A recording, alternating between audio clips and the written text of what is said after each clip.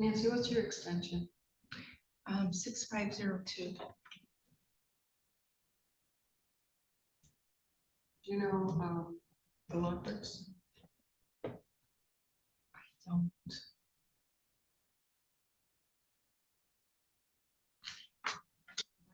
In order. Who knows?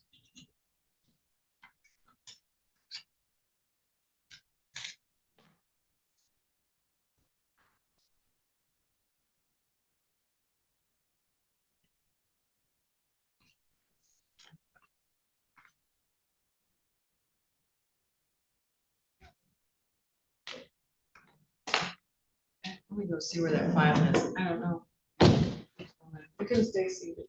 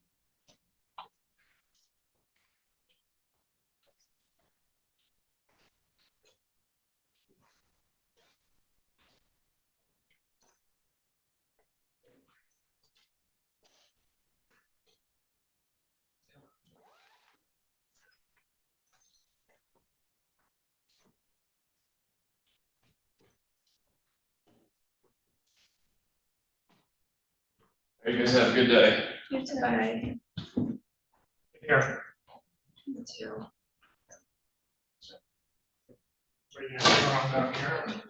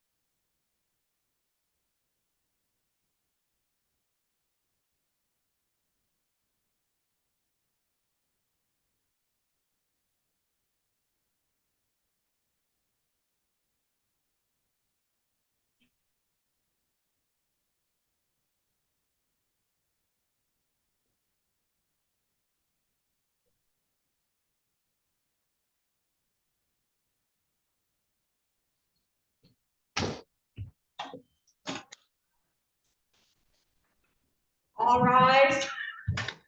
Thank you. You may be seated. Is there an echo in here? Okay. Okay, so we need to be unmuted.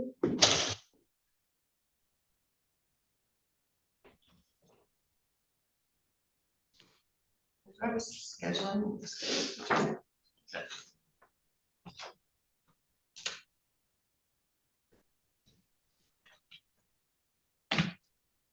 All right. Can you hear me now, council? I can, Your Honor, thank you.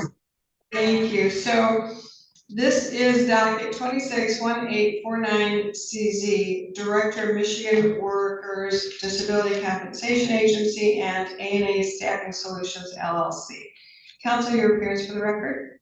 Good morning, Your Honor. Assistant Attorney General Tara Bryn for the Michigan Workers Disability Compensation Agency.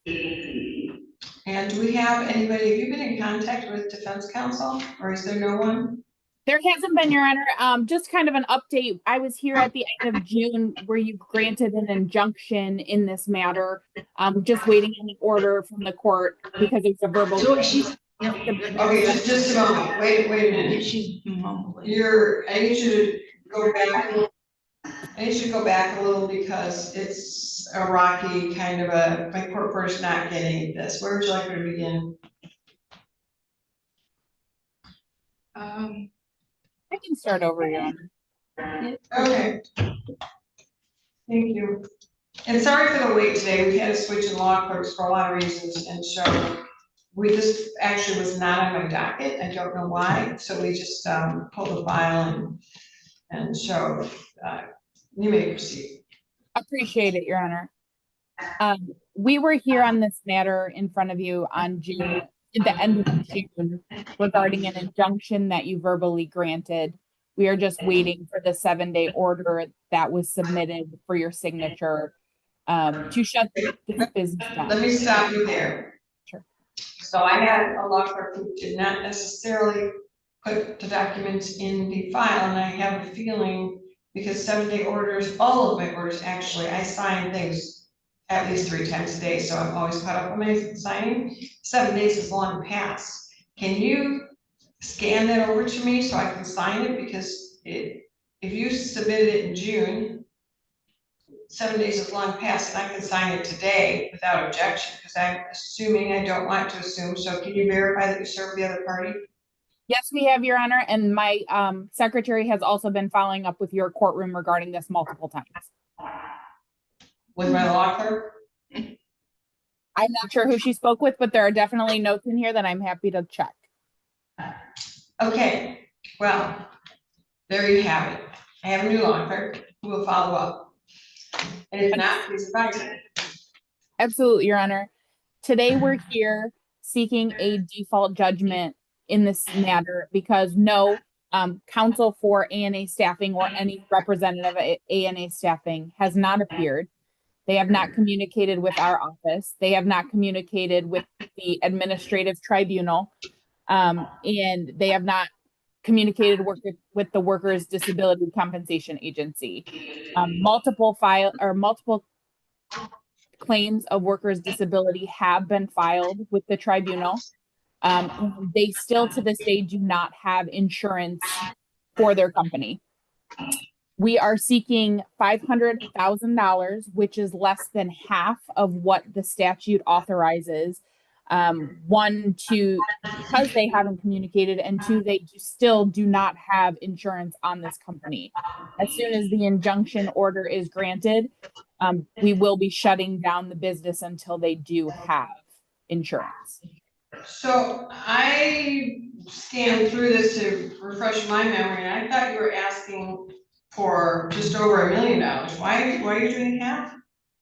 Your Honor, we spoke to the Workers' Disability Compensation Agency, and they had requested to ask for half of that as a reasonable amount, knowing that they can, by statute, ask for over $1 million. Okay, so you're satisfied with the $500,000? Yes, Your Honor. Okay, I do have the order and judgment that, you proposed, and the court is going to sign it. And I've got, August fourth as the date, and then I will fill in the blank of 500,000 based on your statements today that you're satisfied with that. Yes, Your Honor, thank you. And then the injunction will be signed today. I don't know if it was scanned in by the clerks. I have no idea where the breakdown was, but have a feeling that it was sent up here and not dealt with. And my apologies, but you'll get both documents today. So I'm gonna see if we can pull it up on the register of actions, and if the clerks downstairs had actually scanned it in. But if not, as just a safeguard, can you just shoot it over to my judicial assistant? Do you have her email? I do not, Your Honor, and I'm happy to take it down right now. N.L. Smith, regular spelling, so NLSMITH at ingham.org.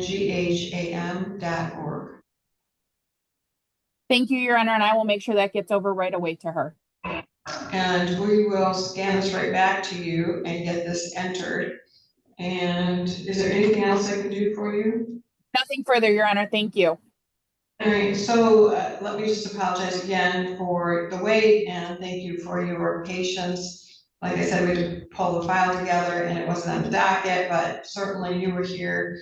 And there were other things that didn't make it in the calendar, so I have no doubt that this was scheduled and noticed to the other side, so I think we're good. Thank you, Your Honor. All right, thank you. That's Okay. all for the record.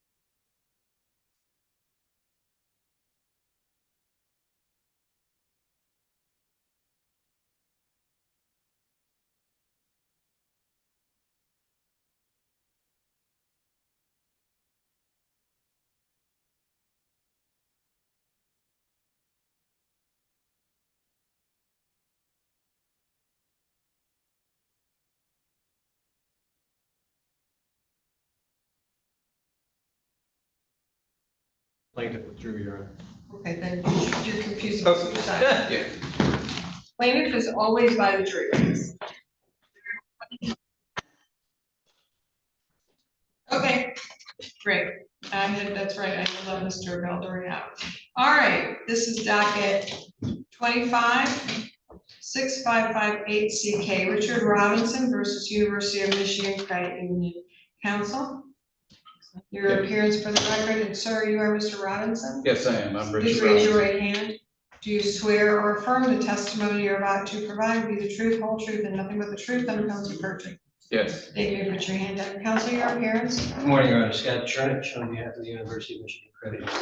Thank you very much. And sir, we have a couple of, you filed a couple of motions. Yes. I Have found, you reviewed those, sir? Well, just as a matter of housekeeping, there were a number of motions that Mr. Robinson filed. We were put in abeyance or held in abeyance until he could get to counsel. I think what's before the court today is Mr. Robinson's request to this court to extend the date for him to obtain counsel and to Have a stay. have a stay. Yeah. I think that's what's before the court. But didn't I order? Did I order a judgment in this or no? No, you no, don't. there was no There judgment. was, okay. There's just some back and forth here, but Mr. Valdori was out. All right, okay, thank you. Sir, at the podium, please, what would you like me to know in regard to your motion, and tell me what you've done to find counsel? What I have done, Sir, at the podium, please. Well, I guess you can stand there as long as you keep your voice loud. That microphone's not great. Perfect, thank you. Okay. I've worked, hello, Your Honor. I've worked earnestly trying to find an attorney. I've called at least 15 to 20 attorneys to try to work with me on this case. The issue is that I'm having is that they're reluctant to work with me on this case because documents have been filed and attorney and my former attorney has been dismissed. And so that is their reluctance. I have called the state bar. I'm working with them to try to find counsel to represent me in this area. And that is the reason why I've come to the court before the expiration of those 45 days that the court gave me to find an attorney.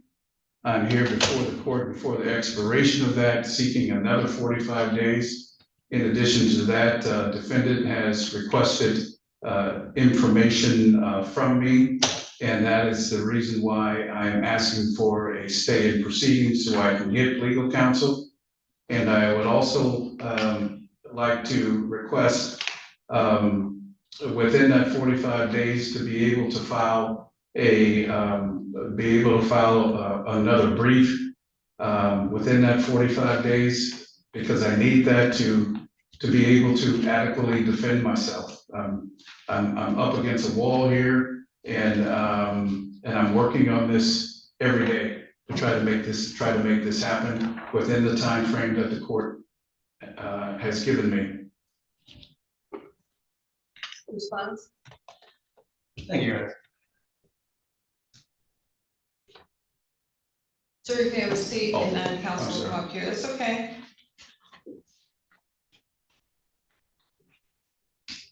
Thank you, Your Honor. Let's try to put this into some perspective if we can. And Mr. Can you just remind me when you're doing that? I thought there was an agreement already in this. I was going to get to that. And the agreement was through mediation, through counsel, that he paid, I think, $4,000, right? The credit union would pay $4,000. Or the credit union paid, That's okay. correct. Yeah. To back up just a bit, prior counsel was involved. We've got what I believe to be a settlement here. When we attempted to finalize that by exchange of money and documents, some turmoil between the plaintiff and his counsel. Counsel then withdrew after Mr. Robinson had indicated that he didn't agree to the scheduling conference order, which is now implicated by the motion because we've put off 45 days. I've sent some discovery to Mr. Robinson. He doesn't want to provide it. So it stands now from the credit union's perspective. We have a settlement. Now we're backing up to allow Mr. Robinson to obtain another lawyer and give him more time after he's the one that filed the complaint. And sir, could you remind me, the scheduling order, I remember hearing arguments from counsel. Was this was in mediation, was it signed by the mediator and or all parties? It wasn't in mediation, it hasn't gotten that far. Was it, so what was it in? It was an exchange of emails between myself and counsel. Okay, that's what it was. I have a couple of these, actually, people agree and then they have buyer's remorse. So, okay, I remember, I think counsel, it's probably somewhere in my files still, exchanged the email. Correct. Okay. In which Mr. Robinson's counsel said, we have a deal for the $4,000 in releases. So explain to me how a case of $4,000 ends up in front of me. Well, that's a very good question, especially in light of the fact that the underlying case was in front of Judge Jamo to start. Why that wasn't indicated by Mr. Robinson or why it wasn't assigned to Judge Jamo, since this case is basically a continuation of it. That's one. Two, the $4,000 is the amount we agreed to. His complaint was for damages in excess of $25,000. Okay. And without going into all your negotiations, it's clear he wants counsel, he doesn't want to agree with the amount. What, can you just tell me the fundamental basics of why 4,000 was reasonable? Yeah, sure. I'm happy to. This settlement from the prior case culminates from a circumstance where Mr. Robinson guaranteed the debt of a former friend. That debt was then secured by his vehicle. There became some consternation between Mr. Robinson and the borrower from University of Michigan Credit Union. We agreed to release the lien on the vehicle to let him essentially out of the deal. Do you recall how much the lien was on the vehicle? My recollection is that the borrower, Ms. Egger, owed somewhere in the area of $1,800. Okay. And that the vehicle securing the debt was you have to forgive me, it was a Honda, is that correct? The vehicle securing the debt was a Volkswagen.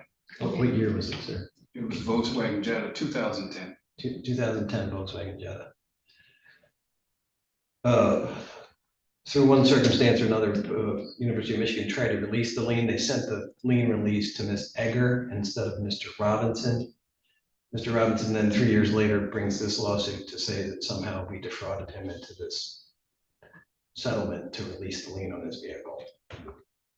Since then, the credit union has provided Mr. Robinson with the lien release. So he's out of the underlying debt to the University of Michigan Credit Union. And now he wants damages. The damages we calculate to be at most what he had to pay out in attorney's fees to bring the case, because now he's got relief. In other words, the vehicle's free and clear. And he has the vehicle? He does. We never repossessed it. We never. Do you know did you ever figure out the blue book on the Jetta? My dad loved Jettas, by the way. Yeah. It's a very good car. Apparently it's still running and after all these years, and I just have to smile because it just, my father's deceased now a couple of years, but we had a few Jettas in the family. I always drive American, but I have a few family members who like the Jetta, so I'm just smiling because it's a good car apparently. It's a very good Sure. Yeah, so do you know what the blue book is? The blue book is, as I understand it, was somewhere around $6,000. Okay, thank you. May I have a seat? Sure. Could you please? Thank you. May I speak, Your Honor? Yes, that's what I'm asking you to do. We take turns, so. They can tell you're not a criminal because you don't know your way around the courtroom, so that's a good thing. All right. So, that's okay. So, sir, I have some questions for you. Why do you think the 4,000 settlement was not good enough?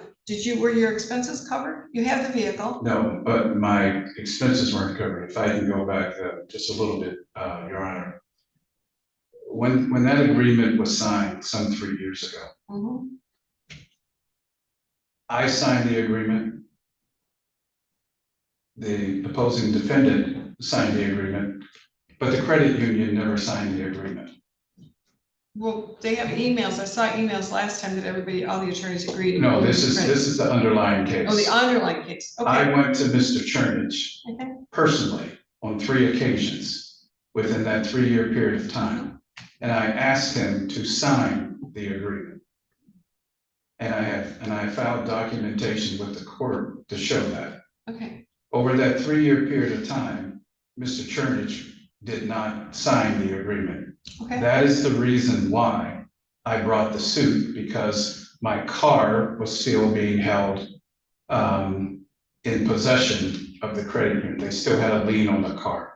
okay, And now to answer your question in regards to the $4,000, I believe that the damages that I have suffered, both mentally damages and other damages, far exceeds the $4,000. tell me about that. Let me just say, sir, are you afraid to drive? Are you afraid of attorneys? Are you housebound now? Are you losing sleep, in counseling, taking meds? I mean, what has this caused? I have been taking medication. I am seeing a psychiatrist. I have been going to All counseling related to this? related to this issue. And this issue has been going on for 3 years. And this is an issue that I have tried to resolve 3 years ago by going to Mr. Chernich on 3 occasions. And on each occasion, he refused to sign the agreement. So what I am asking for now is the 45-day extension, a stay of proceedings, and the right to file an additional brief within that 45 days to explain my position. And I don't want to take up a lot of the, oh, I'm sorry, I didn't mean to move that. I didn't want to take up a lot of the court's time. And within that 45 days, something has to happen, because I'm not going to come back and ask for additional time. Within that 45 days, it's either I find counsel, I drop the case, or I move forward in pro court. Well, But within that 45 days, sir, I need to understand something. You have the $6,000 Blue Book Jetta. You like the car, it's yours free and clear. Prior to this case, there was an $1,800 lien, which has been forgiven. So now you have a car without a lien, free and clear ownership, correct? yes, Okay, so you're under that you were not the borrower, or you were the borrower? I was not the borrower. Okay, so how did you get this vehicle? Oh, I owned the vehicle. So how did it have an $1,800 encumbrance on it? What happened was, this was my former fiance. Okay. And she used the car as collateral for the loan, And she had no right to do that. and she had no right to do Got it. it. Okay, so now that has been wiped away. So now you have a free and clear car. Yes, And on top of it, in order to cover your attorney fees, they've offered $4,000, which your attorney at that time agreed to. but I instructed my attorney, I gave my attorney direct instructions in an email to not accept any offer without my written consent. Well, that is your right, and that might be malpractice, but the problem is the other side relied on it. The other side relied on it, but there's something else in addition to that, Your Honor, is that on the other side, in the release says there's a mutual release. My attorney accepted it, and it said there's a mutual release of claims. My attorney, my former attorney, has come back to me and said, because I asked him, what does a mutual release of claims mean? A mutual release of claims mean that all of the claims in the former lawsuit that defendant had against me would be dropped, and all of the claims in the current lawsuit that defendant has against me would be dropped. Neither one of those terms are in this settlement, this purported settlement agreement. Okay, is that what you want? Do you want that? No, I don't want that settlement agreement. I believe that settlement agreement is unenforceable, and I can prove that that settlement agreement is unenforceable. How? I can prove that based upon my attorney saying what should have been in that respective, that settlement agreement. I have it in an email, and So those terms are not in the purported settlement I agreement. got that, but sir, I think maybe I asked you a bad question. Let me rephrase my question. Yes, Let me ma'am. take some responsibility for that. What I'm asking you is, would this agreement be acceptable to you if it contained the mutual release of claims? No, it would not, Your And Honor. why is that? Because I believe that the $4,000 that was settled against, excuse me, the $4,000 that was entered into the settlement is not adequate to compensate me for my damages. How much did you pay in attorney fees? In attorney fees, I paid somewhere around, I believe it was about $1,700. But I've been going, as I said earlier, I have documentation of my psychiatrist that I have been seeing, the medication that I have been seeing, the medication that I have been taking, all because of this particular incident. And I've been going through this for 3 years. Okay, well, let me ask you a couple things. So basically, there's a $2,300 over the amount of your attorney fees, okay? So in regard to the $2,300, you're saying that's not enough to cover the damages, correct? Yes, ma'am. Okay, then are you saying that the damages are caused by the University of Michigan Credit Union, your attorney, or someone else? Or My your fiance? damages are caused by the University of Michigan Credit Union. How? My damages are caused by the University of Michigan Credit Union because for a period of 3 years, they did not take the lien off my car. And when I went to them to take the lien off my car on 3 occasions, when I went to Mr. Chernich and asked him to sign the agreement, he refused to do it. Sign which agreement? To sign the settlement agreement in the underlying case. Mr. Chernich refused to do that, and I submitted documentation to the court showing that he refused to do that on 3 occasions. This is the reason why I brought this case, Okay. and this is the case. So let me just stop you there. I want to understand some of the working pieces here. Yes, Your former fiance, yes. sounds like it's good that she's a former fiance. Oh, she's a very nice person. I'm sure she is, but we all have formers and we're Yes. glad of it. I've never Good said people. anything bad about her. Okay, She's a nice person. Okay, but this nice person might need to be brought in this case because it appears that the starting point of this was your former fiance getting $1,800 against a vehicle she had no right to. Yes. So why is she not in this case, and why are you not claiming damages against her? The reason why she is not in this, she was originally brought in this case. I instructed my former attorney not to dismiss her, and he dismissed her from the case.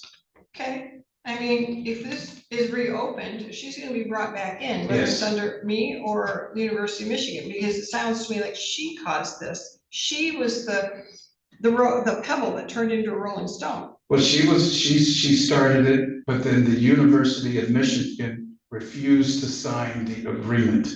And when they refused to sign the underlying agreement, and again, I went to them on 3 occasions. I went to Mr. Chernich on 3 occasions, asking him to sign the agreement, and he refused each time.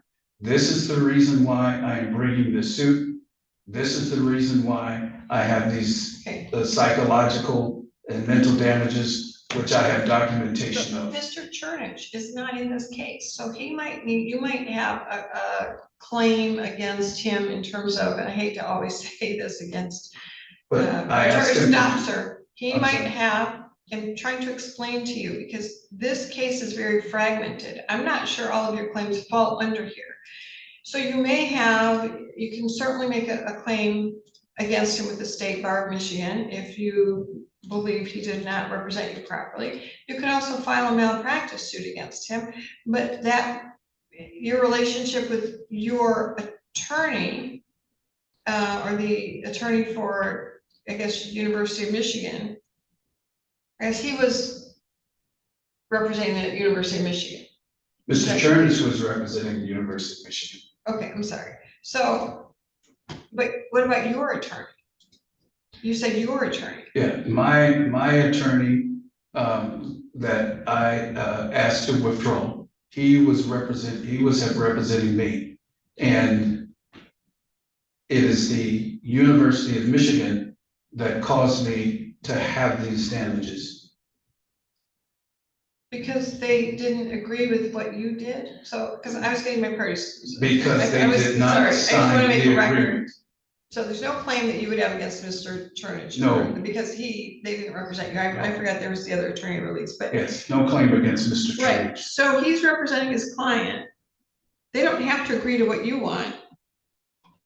But there is this agreement. So your claim may be against your attorney who entered into this on behalf of your, I guess, against your wishes. But that agreement is not a valid agreement. Even though it was done via email, that agreement did not have the terms in it that were supposed to be in it. Okay, but I can fix that. I can put the mutual release of claims. Are you in agreement with that? I'll do it right now, yes. Okay, and But- what other terms are not in there? But that's not what I want, Your Honor. That We don't- agreement not only did not have the terms. I'm not in the happiness business. I have to follow the law. And if there's an agreement, I'm gonna make it better for you. I don't know if you can prove damages more than $2,300. But I can prove that, Your Honor, and I need 45 days to be able to do that. That's all I'm asking the court to do, and I can do it within that time frame. That's all I'm asking the court to do is to give me 45 additional days so I can prove that to the court. So you want this to come out of, because there's different laws in Michigan. And it can go by percentages. And so if the credit union is willing to give you $2,300, you might have to get the rest of the money from your former fiance But the and maybe amount, your former attorney. but the amount that the credit union has offered, that's an amount that I did not agree to. And I can prove that agreement was not valid, and that's why I'm asking the court to please give me 45 days. I So I understand can that, prove sir. that. But then your former attorney may need to be brought in and your girlfriend. And that will be fine, sir. And I will do that. But then I can release the University of Michigan. Your claim now then would become against those two. But the University of Michigan, based on this agreement, it is not valid. That agreement is not enforceable. It is enforceable based on the emails that I saw. There was agreement. Your attorney agreed, maybe should have talked to you. That's malpractice. That's a different problem. And you may have a claim against his insurance company and your fiance. It's just a moment. Sir, from there, you can answer this question. Yes, ma'am.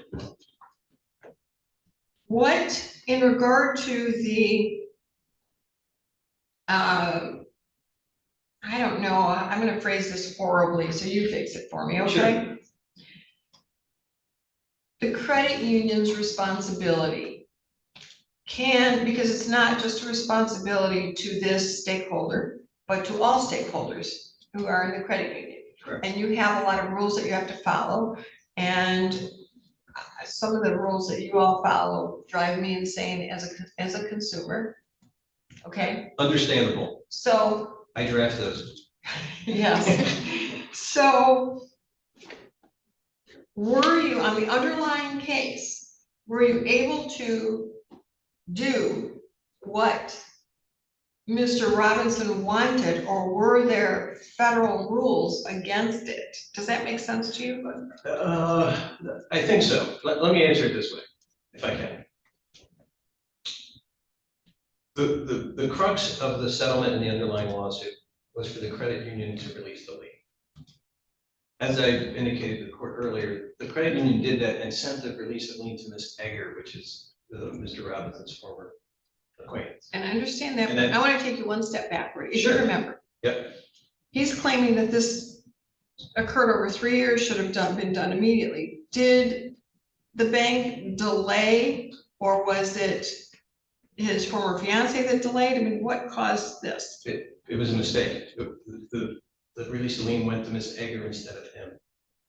And then 3 years later, he brings this up. Now we sent him the release of lien. He's got it. Okay, so why was it sent? I'll get to you, sir. Yes, ma'am.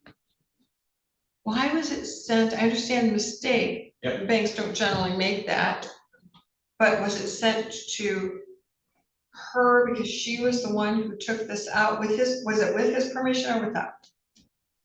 He alleges it was without. Well, would the bank do that without? If we went into the bank records, I mean, I find it hard to believe that the bank, any bank, especially a credit union, with the extra layers of protection credit unions have, over and above extra banks. I mean, they just have extra rules. I find it hard to believe that the University of Michigan Credit Union gave a third party a lien on his vehicle or any others without his permission, approval, whatever. How did that work? We have Do a you know? very long history of his consent in allowing the lien. And is that in writing? Yes, So he consented to her having this. correct. Sir, explain that one to me. Okay, How did they cause a problem if you consented? okay. My ex, which was as part of the underlying case, asked me to sign a document. I signed the document. It was my fault. I didn't know what the document was. We made an agreement in the Who's underlying, we? myself, the credit union, and my ex. Okay, We all came together. I signed it on December the 23rd, 2022. okay. My ex signed it on December the 23rd, 2022. The agreement was sent to the credit union. The credit union did not sign the agreement. I went to the credit union on 3 occasions to ask the credit union to sign it. They would not sign it. Was that the agreement to have, what was the agreement? The agreement was for, once the agreement was signed, for the immediate release of the lien of my car. Which they eventually did. 3 years later. Okay. And so again, I asked the court in regards to this purported settlement. I can prove that this settlement is not enforceable. If the court can't give me 45 days, then please give me 30 days. And I can prove that this agreement is unenforceable. And if you would allow me to have a stay in proceedings and also to submit a brief, I can do that within 30 days. You can't have both a stay and submission of brief. The brief would have to come after the 30 days, but nonetheless. After the counsel, 30 days. sounds like this is a breach of contract case. Isn't the statute of limitations on contracts 2 years? Why are we here on that? Statute of limitations, 6 years. Ah, okay, I'm thinking of something else. Okay. So, And not only do we why would, accept, I don't, sir, I don't know how you're. This case should not be before this court. First of all. Second, it's going to cost more to try this case than you're going to get. And I'll tell you why. I want you to think about this. You're going to have to get a psychiatrist, psychologist, doctors, all of those are expert witnesses to talk about how this impacted you so much that you have to be medicated, go to counseling, et cetera, et cetera. Then, on top of this, the liability will have to be divided between your lawyer, your ex-girlfriend or fiance, and University of Michigan. And if it goes to jury trial, I don't have a crystal ball, but I've seen these kind of cases. Hingham County is very cheap on this, and they're gonna look at a healthy guy who can represent himself, as you have, and be very organized, and say, we're not doing anything. Or they'll enforce the 4,000, and you're gonna be out thousands of dollars on the expert fees, plus if we go to trial, there's a court rule that says if you lose, and you may very well, you have to pay the defendant. So are you willing to take all of that as a risk? Because there's a lot going on here that I don't see needs to happen in a court of law, Your at Honor. least this court. I am willing to take that risk. That would stress me out more than what you've already gone through. You understand this is going to elongate everything and cost you a lot more money.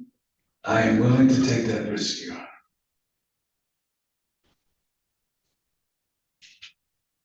I asked the court for 45 days. Well, here's how I'm willing to resolve it. And I'll give you both a few minutes to tell me how I shouldn't do this. I am willing to enforce the $4,000 and add the mutual release of claims and whatever else you think should have been in this contract. It sounds to me like the University of Michigan Credit Union is agreeable to whatever the terms should have been that were not specifically in there.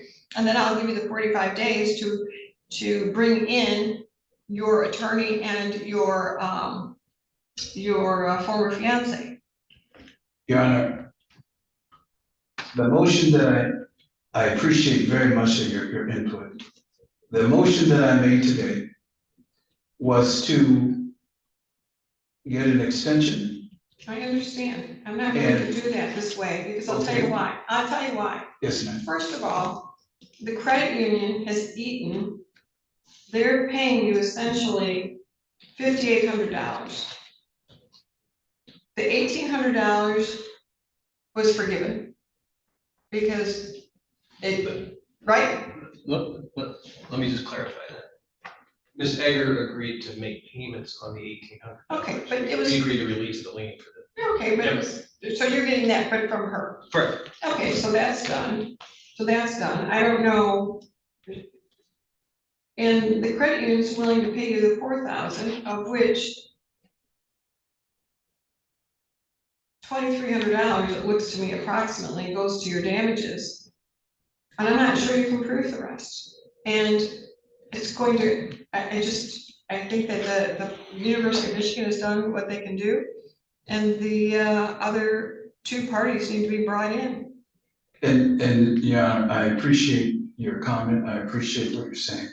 You asked me, am I willing to take that risk? I am willing to take that risk. And that is because I believe that I can prove that the $4,000 agreement is unenforceable. So I go back to asking the court. I'm telling you, it's enforceable. It's enforceable because your attorney signed it.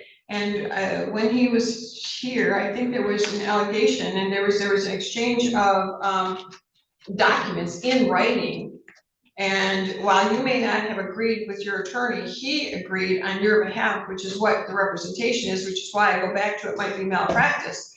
But there was an agreement brought to writing. There was an agreement brought to writing, but there is case law that proves that that agreement is incorrect. There's case law that proves that that agreement is unenforceable. And that case law indicates that when a agreement under, I believe it's MCR 2.50. Okay. When, It was based on mutual mistake and all these other things, but. no, it was that agreement was put together.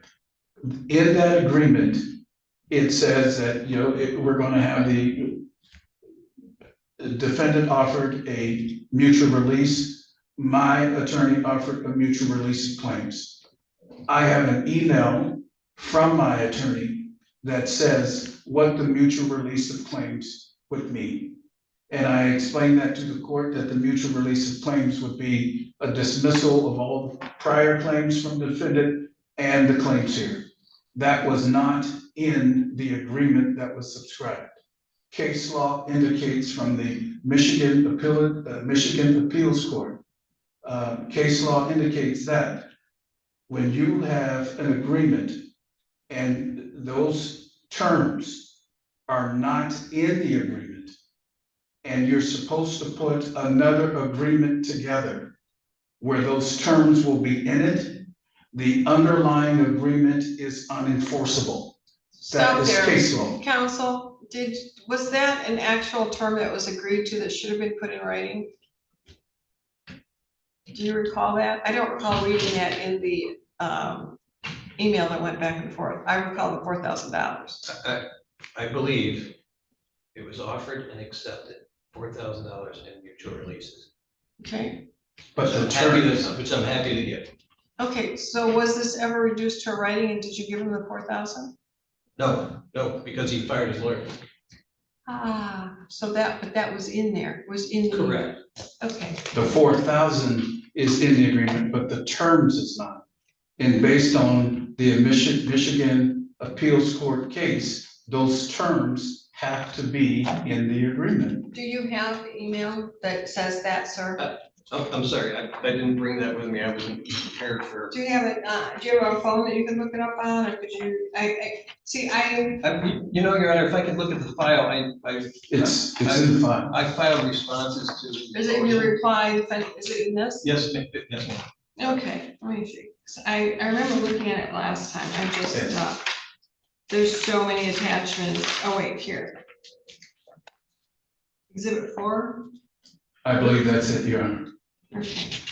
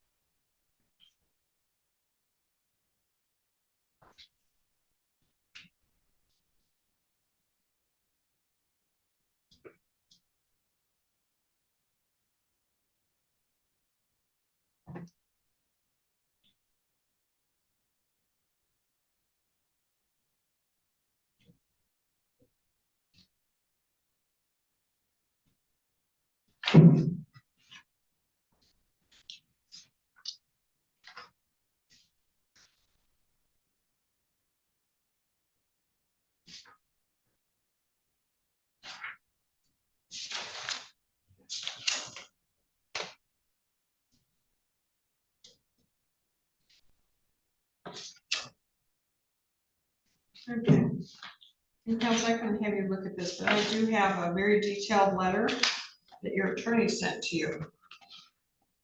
Let's read it.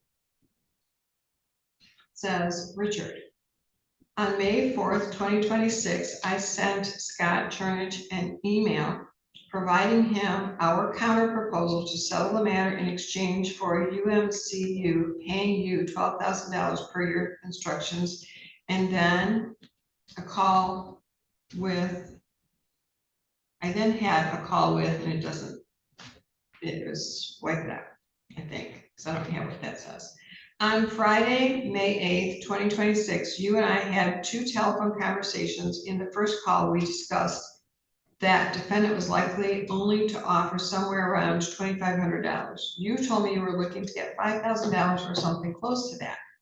I then sent an email to UMCU's attorney stating that you would likely be willing to consider something around $5,000 to settle the case. He said that he would speak with his client and get back to me. On Monday, May 11th, 2026, Scott Chernich emailed me and said that his client was willing to offer $4,000 to settle the case. I immediately called you that day to convey the offer. I left you a message and you returned my call around 4:30 that afternoon. We had a long discussion about your case, the offer, and the expected costs for you to move forward. You unequivocally told me at the end of that conversation that you would accept the $4,000 offer from UMCU. I then conveyed your acceptance of that offer to Chernich. I then spoke with you later that evening and let you know that the case was settled, and I told you that I agreed to draft the settlement documents. You instructed me not to send the settlement documents to Chernich until you had an opportunity to review them. I told you that I would email you the draft. We set a call for May 27th, 2026. for you and I to discuss the draft of the settlement agreement. However, you indicated that you had just been released from the hospital and you would need a few more days to recover before addressing the settlement agreement draft. We agreed to touch base early this week. And I just want to note this letter was sent, or this email or letter, whatever it was sent to you Tuesday, June 2nd at 4:55 p.m. Your Honor, please look at the letter that is And let dated. me read. We set a call for May 27th, 2026 for you and I to discuss the draft of the settlement agreement. However, you indicated you'd just been released from the hospital and you would need a few more days to recover. We agreed to touch base early this week. You contacted my office June 1st and set an appointment for a call later this week. This call was just to go over the draft of the settlement agreement together before we sent it to Turnage. In fact, you are now claiming you never agreed to the settlement. The fact that you are now claiming you never agreed to the settlement is concerning. We had more than one conversation about it. You agreed to accept $4,000. I then confirmed the settlement with you that same day, and we discussed the drafting of the closing documents. If you want me to withdraw as your attorney in this case, that's fine, but please note that this does not and will not change the fact that a settlement was reached May 11th, 2026, when you agreed to accept the $4,000 offer. So how does this change? This changed because on March the 2nd, I sent my attorney a letter, and that letter should be in that packet. On March the 2nd, which is way before his letter sometime sent to me in May, I said to him explicitly, I said, there's a lot of offers going back and forth. Do not accept any offer without my written consent. I also sent him a letter on March the 2nd and told him what the terms of that has to be. Okay. Those terms were not in that agreement. The amount I did not agree to, and I can prove that. You can change your subsequent agreement with your attorney. It sounds like you had a very long agreement with the attorney on June 2nd, and you agreed to the $4,000. I did not agree to $4,000, Your Honor. I did not agree to that amount. All right. What else did you want in the agreement? In that respective agreement, I wanted more than $4,000. Or you wanted maybe 5? No, Your Honor, this agreement started off, the offers going back and forth started off at about $18,000. And as you just indicated, Mr. Chernich offered $4,000 with a mutual release. My attorney came back with a counteroffer. His was a counteroffer. He did not accept Mr. Chernich's agreement, and Mr. Chernich did not subscribe to his counteroffer.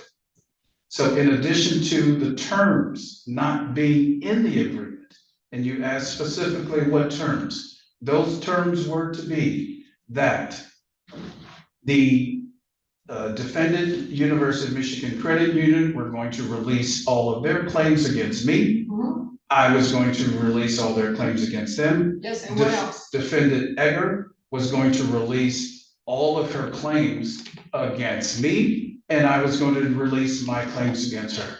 None of that is in there in this proposed settlement agreement, and nor is the amount correct, because I did not agree to that.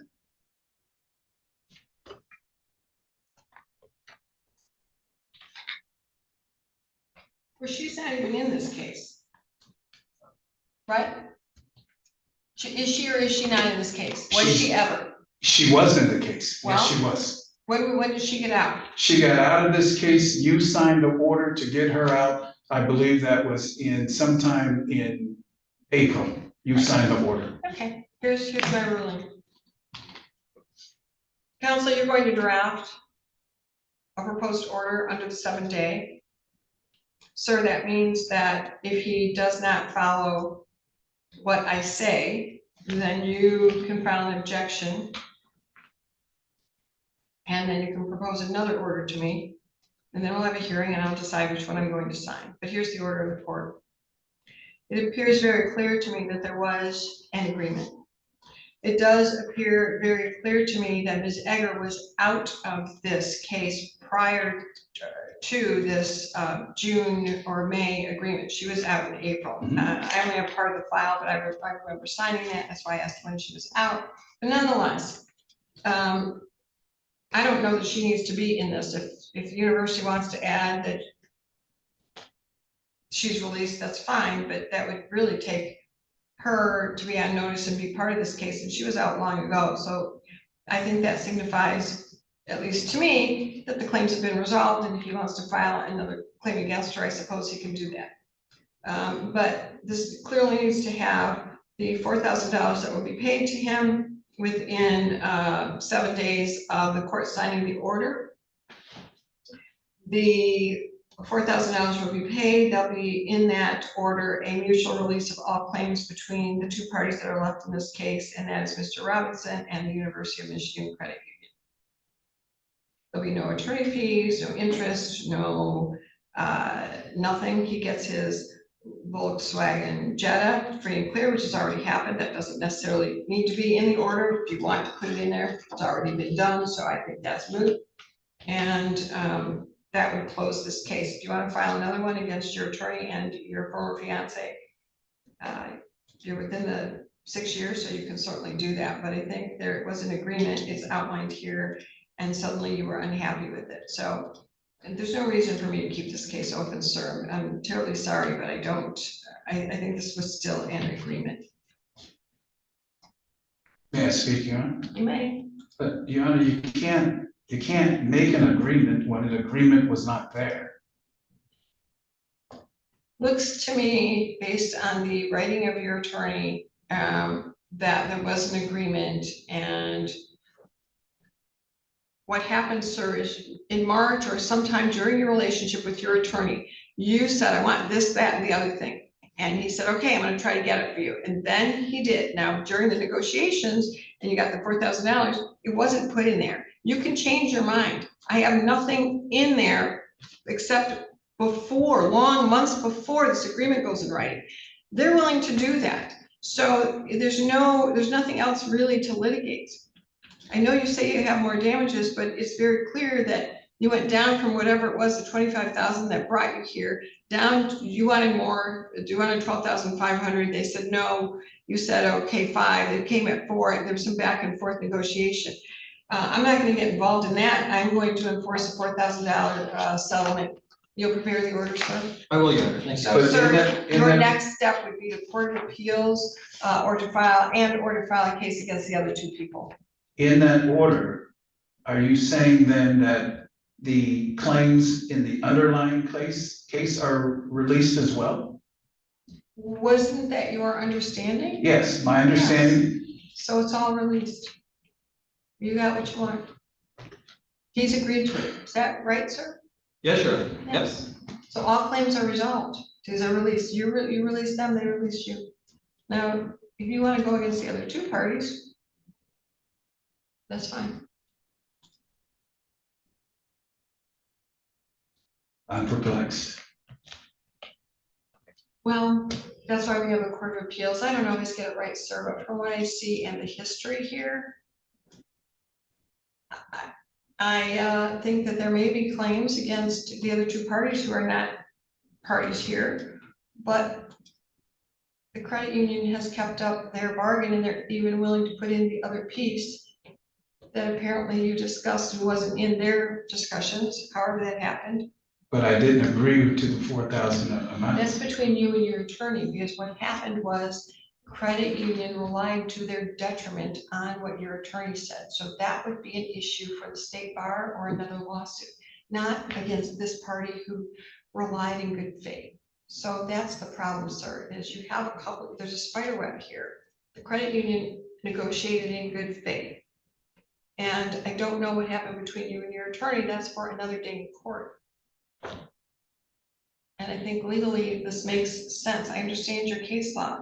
And if it was just the agreement between you, if you had personally made it with defendant, and it wasn't in there and you agreed only if it was in there with them personally, that would change my mind, but you used counsel, relied on counsel. I don't know what happened there, but you may have a claim against counsel, but you don't have a claim against them. They relied on this agreement that counsel conveyed, and there was sufficient negotiation going back and forth. And although you indicated back in, what, March to your attorney what you would and wouldn't do, this was an agreement that continued to morph until it was finally agreed to, $4,000, and you got your power free and clear. I think it's a right and just settlement against the credit union, based on what I know, what everybody's pled in the, not just this file, but there's an underlying file that I have here. And again, you may have a claim against the other two parties, but the credit union's out. You'll prepare an order? I will, Your Honor, thank you. Thank you. Good luck to you, sir. Thank you, Your Honor.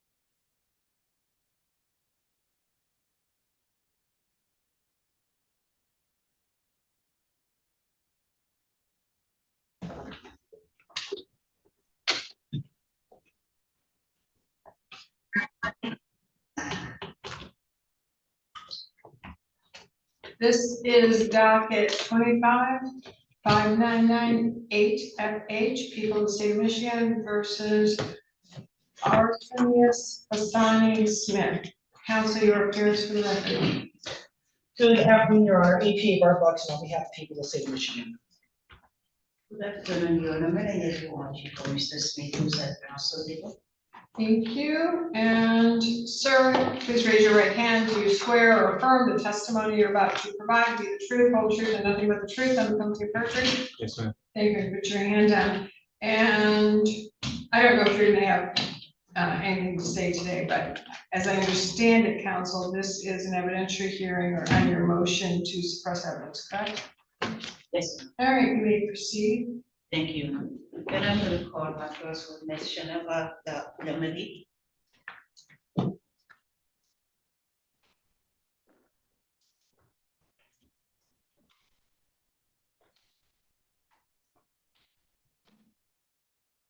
Please raise your right hand. Do you swear or affirm the testimony you're about to provide to be the truth, whole truth, and nothing but the truth under penalty of perjury?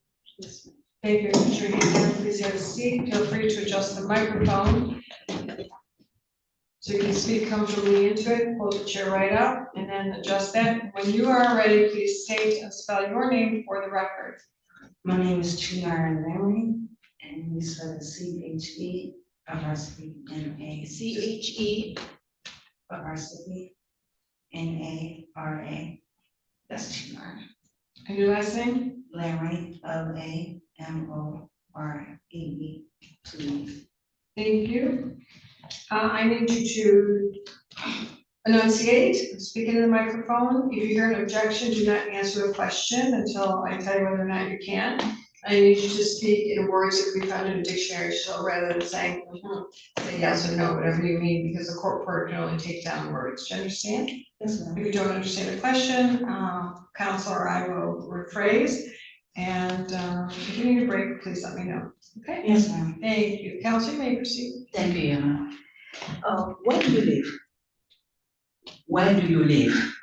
In Coronado Garden, like Lansing, Michigan, in Coronado Gardens. Okay. Do you recall on June 15, 2025?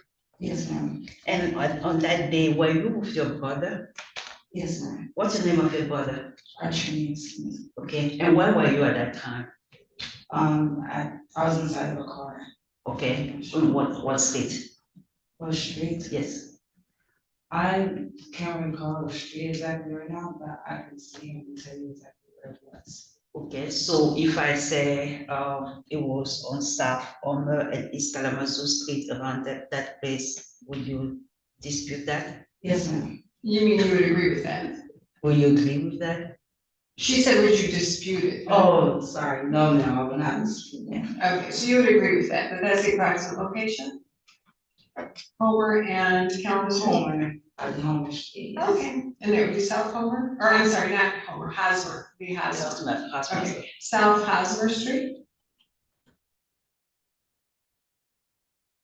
There is a Homer Street, but I don't know that intersects with Kalamazoo, I think it's Hosmer. Houseman. I believe, yes, ma'am, I believe Okay. so.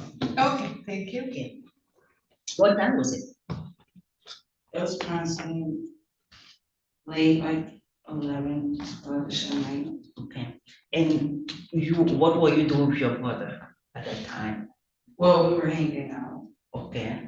And how long have you been hanging out at that time? Well, we had just got there like 20, 30 minutes. Okay. And was he driving a car? His truck, yes, ma'am. Okay, and he stopped and you guys were talking. Well, yes, he was already outside of the car. Okay, he was outside of the car. And did you hear the gunshots? In the distance? Yes. Yes. Okay, was it close from where you were? Where it was close? No, ma'am. Okay. And while you were talking with your brother, were there any people, other people in the street? Was it on the street that you were talking with? Yes, he was on the street. Okay, and were there other people? No, ma'am, not. It was like the people that we were with. Mm. Yes, ma'am. How many people were there? Approximately. Approximately. probably 5 to 10 people. Okay, what were they doing? Were they talking, doing something? What are they doing? Talking, we were all talking. Would you say would you characterize that as being people being in a cluster? No, ma'am. So they were individually situated? Yes, ma'am. Now, and maybe I already asked the question, how long were you there with your brother? Maybe 20 to 30 minutes. Okay, and at one point your brother left. Sorry? At one point your brother left. Yes, ma'am. You guys separated. Yes, ma'am. And when you separated, where was his car? Was his car parked very far from where you were? Or- No, ma'am. Okay, and you saw your brother leave, Yes, ma'am. and when your brother left, would you think, what was the speed limit? What actually described when he left, did he turn around or he just continue on the street? Well, he had to turn his truck around Okay, because I was parked facing one way of the street and his truck was parked facing another way of the street. okay, So he had to turn it around. okay, and when he turned around to leave, what can you guess, was he speeding? No, ma'am. I mean, Say, objection, Your Honor, speculation. I don't know if she'd be able to tell if he was eating or not. She was there. Well, do you know the speed limit? the speed limit of when he put it off, maybe 10 miles. Like, Well, no, not the speed limit of his car, but do you know the posted speed limit in that area? I believe 25 miles per hour. It was a community street. So, Okay, I don't know if it was 25 or 30 or. right, 25 to 30. Okay, When, go ahead. wait a minute, the objection, so would you be able to tell if a car was going approximately 20 or 30 or 40 or 50 miles per hour? Yes, at like on the street from where I'm sitting at, past me. Yes, ma'am, if they passed by me. Did he pass you?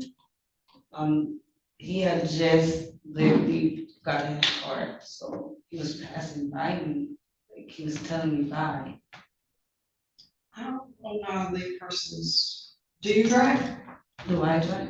Yes, ma'am. Okay, I'll allow laypersons, Thank you. opinion, however, I will also allow appropriate cross-examination on that. You may proceed. Okay. Now,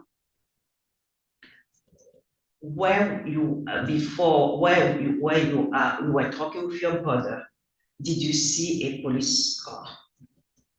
Yes, ma'am. Was a police how many police car were there? Were there outside at the time? There were a few police cars outside at the time. Okay. Did you or your brother, or while you were with your brother, did you have any contact with the police? Like a police officer walked up and she was just telling everyone to like get out the street. But we was already like just sitting there at the car. So the police officer came and asked you to get out of the street. Well, the people around, Okay. like more so around. Okay. Like my brother was standing right there in the street and I was sitting in the car. So like she was like asking everybody to move off the streets. Okay. I believe that's contact. Okay, yeah, that's contact. If you talk to the police or if the police ask you to do something, well, that's contact.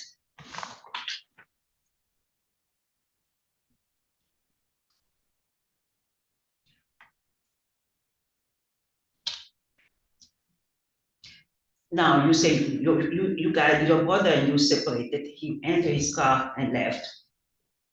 Correct. Yes, ma'am. Okay. So and what did you do at that time? I was sitting in the car. Okay. Did you see when the police stopped him? Yes, ma'am. How far away was him when the police stopped him? How far were you when you saw the police stop him? From the stop, maybe 15 to 20 steps. I walked to him. Okay, but you could see Did you see when he was stopped? Yes, ma'am. When he was stopped, did you believe that he was speeding? And when you could, you could see what was happening during the stop, Yes, ma'am.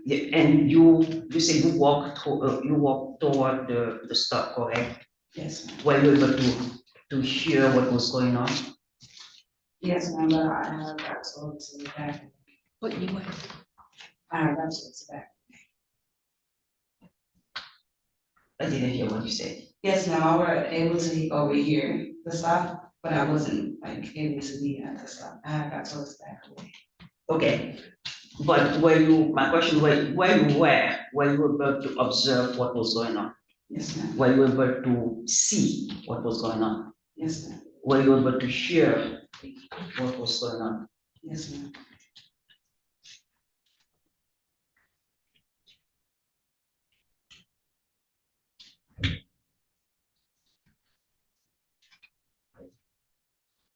When when you and your brother, separated, when your brother left you, how long after you separated that the police got behind him? Do you recall? Well, my brother had turned the car around and went to pull out. And like it's 45 seconds. It's like he went to pull the car and drive and the car pulled off the street. This is the street right here. And he's parked on the street and she just put right behind him. And he's,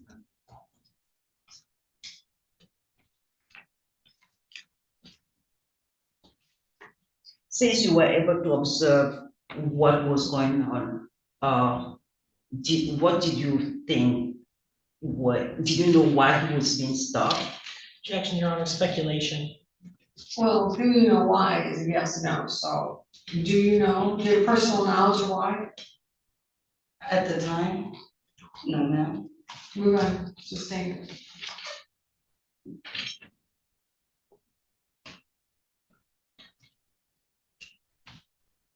When you approach and you said that you were able to hear or observe what was the stop, did you learn why he was being stopped?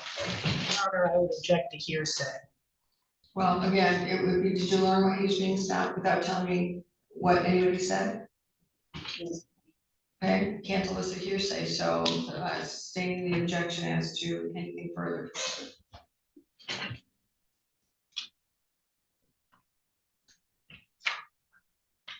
And without saying what you hear, from your observation, do you believe that the stop was what they said why it was stopped was correct? Your Honor, I'm going to once again object to speculation. I'm gonna sustain it, rephrase the question. Thank you. Without saying what you hear, from your belief and your observation of the stop, did you believe that it was a correct stop? Once again, Your Honor, that's speculation. It also calls for a legal conclusion, doesn't it? No, I'm sorry, did you believe that the stop was legit? Your Honor, that's once again asking for a legal opinion. Agreed. Sustain. Okay, did you believe that he was speeding? Or you already answered that he was not speeding to the best of your knowledge? No, to the best of my knowledge, I do not believe it's. Now, your brother's car, was your brother's car making noise? Your brother's cars Well, were yes, making noise? yes, Making noise, no, ma'am. okay.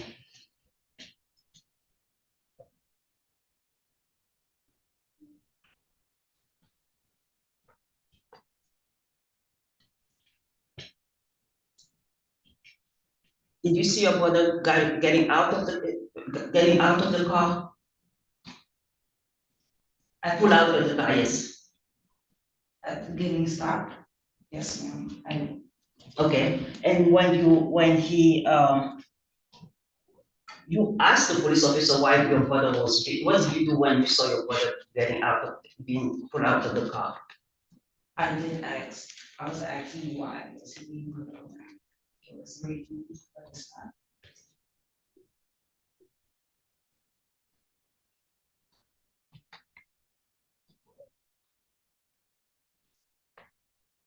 And without telling us what they said, what was the answer? Did they answer you? Not the answer. They told me that. No, without You saying. just have to say No, whether or not they answer you. no, ma'am. Okay, so you asked why your brother was being pulled over, you did not get any answer. No, ma'am. So that's correct. I think you mean to say it's correct, counsel's correct, instead of saying no. It sounds, if I read back the transcript, it would sound like you disagreed with the statement, but you agreed. Is that correct? That they did not answer me. I can't hear you. That they did not answer me. I was asking a question. No, ma'am, they did not answer it. Okay, so Okay. that clarifies it better, thank you. And you tried to ask the question again, Yes, ma'am. and what happened? I did not get an answer.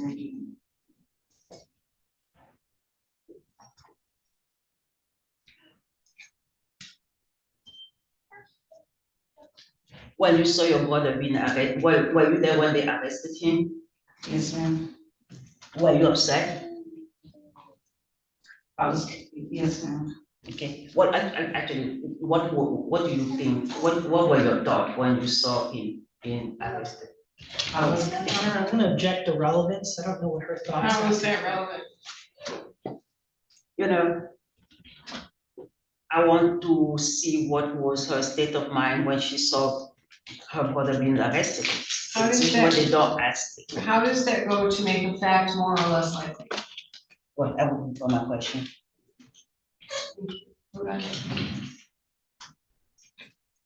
Did you try to talk to the police officer? yes, ma'am. What did you tell them when you saw your brother being arrested? It's That's hearsay. hearsay. I see what she told them. What It's were, hearsay, it's not a court statement. You rephrase. did you tell them anything? No, ma'am.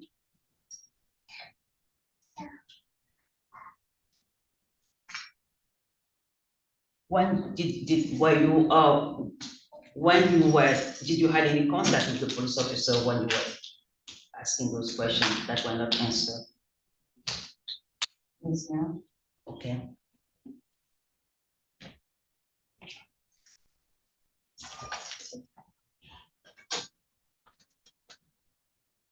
Did you observe did you see when your brother's car was being searched?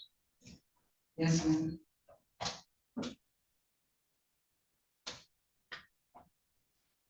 I have no further questions at this time, Your Honor. Cross. Yes, Your Honor.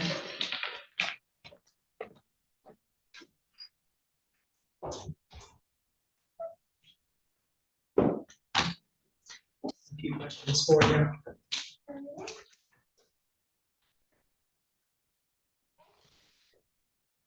You had mentioned during direct examination that you were talking to your brother at around 11 p.m. to midnight. Is that correct? Yes, sir. Okay. If I were to show you body worn camera of the stop that shows that the stop happened at around 3 a.m., would you dispute that? No, sir. Okay. So it's fair to say you don't have the exact memory of what happened on that day. Sorry, maybe rephrase that. Yeah. You don't have a clear memory of exactly what happened on that day. I do. Okay.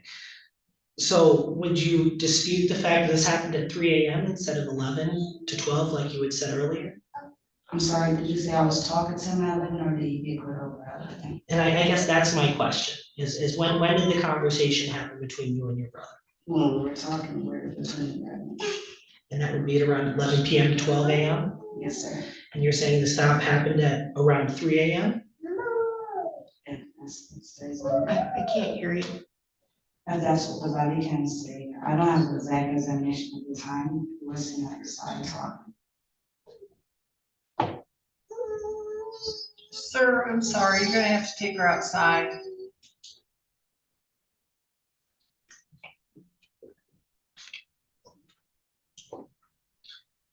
So were you talking to your brother for around 3 hours?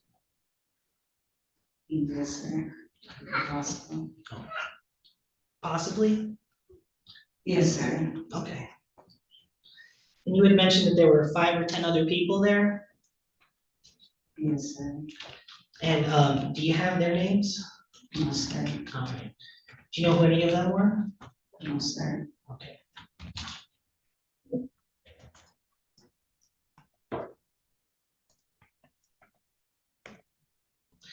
And you had mentioned that you did hear gunshots at one point. Do you know exactly when you heard those gunshots? I did not have a clock or time in my hand to be able to tell the estimated time, but I did hear it over time that we were talking. And between the time that your brother was stopped and you heard the gunshots, around how long was that? Between the time that my brother was stopping from gunshots, it could have been an hour. An hour? We were sitting there talking for a while.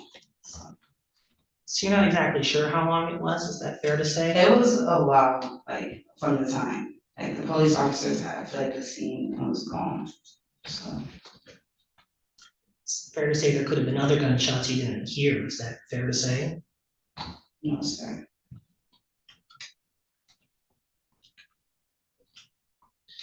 You had also mentioned during direct examination that there was a police officer that was talking to, I guess I want to make that clear. Was she talking to you specifically, or was she just talking to the people that were on the road? The people on the road Okay, didn't come to me. okay. Did your brother interact with this police officer?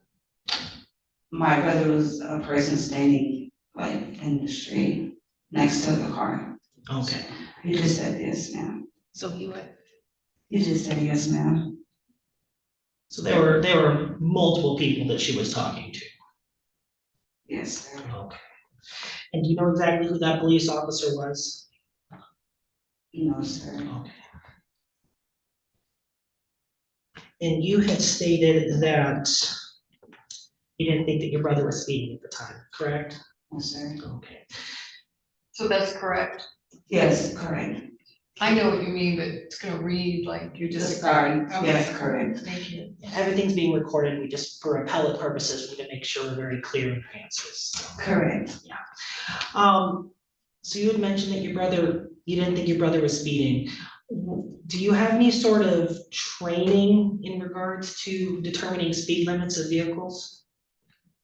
Other than, like, driving myself, no, sir. So it's, the experience you have is as out of a lay person, is that fair? You don't have any technical experience in regards to determining speed limits. A person with their own driver's license, no, like, not, then no, sir. Okay, so you haven't taken a class on it, or? No, sir.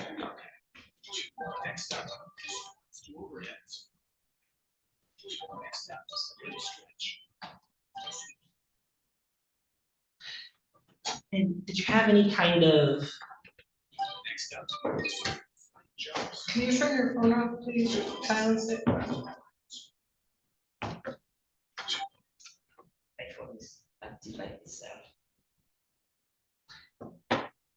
did you have any technology at the time that would be able to determine exactly how fast your brother was going? Technology to be able to, no, sir.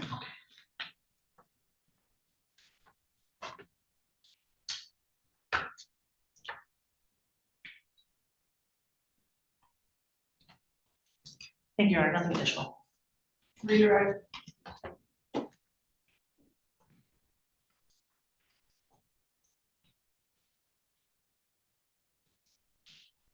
when you were talking with your brother, is that, is that at that time that you heard the gunshot Yes, and you kept talking to your brother, correct? yes, ma'am. Did you, and when, when the prosecutor is asking you about this, about speeding, when you separate, when your brother got into his car and left, even though you don't, and you drive, correct? Yes, ma'am. How long have you had your driver license?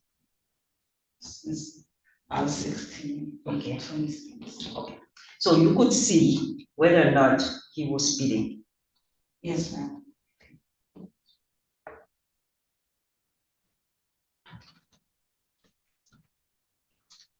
The prosecutor also asked you about the police officer who came to, with whom you had contact. Yes, ma'am. Was it the same officer who stopped your brother? Correct. Thank you. Can this witness step down? Yes, sir. May step down. Anyone, any other witnesses?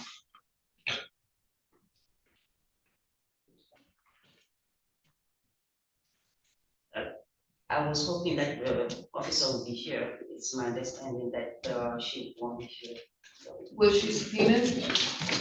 So, Your Honor, the people did email a subpoena to her. For whatever reason, I looked into the system and realized it had not gone to her, so I emailed her early this morning to figure out, let her know, hey, you need to be here. She had informed me that she is currently out of the state right now for a wedding and will be back tomorrow. However, Your Honor, I've now seen that we do have a copy of the transcript where a lot of the she was already questioned in regards to a lot of these things. This issue was already brought up in district court, Your Honor. So if the court wishes, we do have a copy of that transcript that would essentially be all the questions that my understanding defense would be asking. Is that correct? Would you like to read that into this, or are there other questions you would have asked? Well, I believe that if the police officer was here, we would be able to cross-examine her or impeach her with the testimony from my client. But I'm not able to have the testimony because it's going to be hearsay and things like that, so. Then why don't we reschedule this to when she can be here? That's fine with me, Your Honor. Like I said, she would be back. My understanding is that she will be back tomorrow. So if we're available on Thursday, we could potentially continue this on Thursday. Go off the record. How much time do you need? Say 30 minutes at most, Your Honor. Would you read that as well?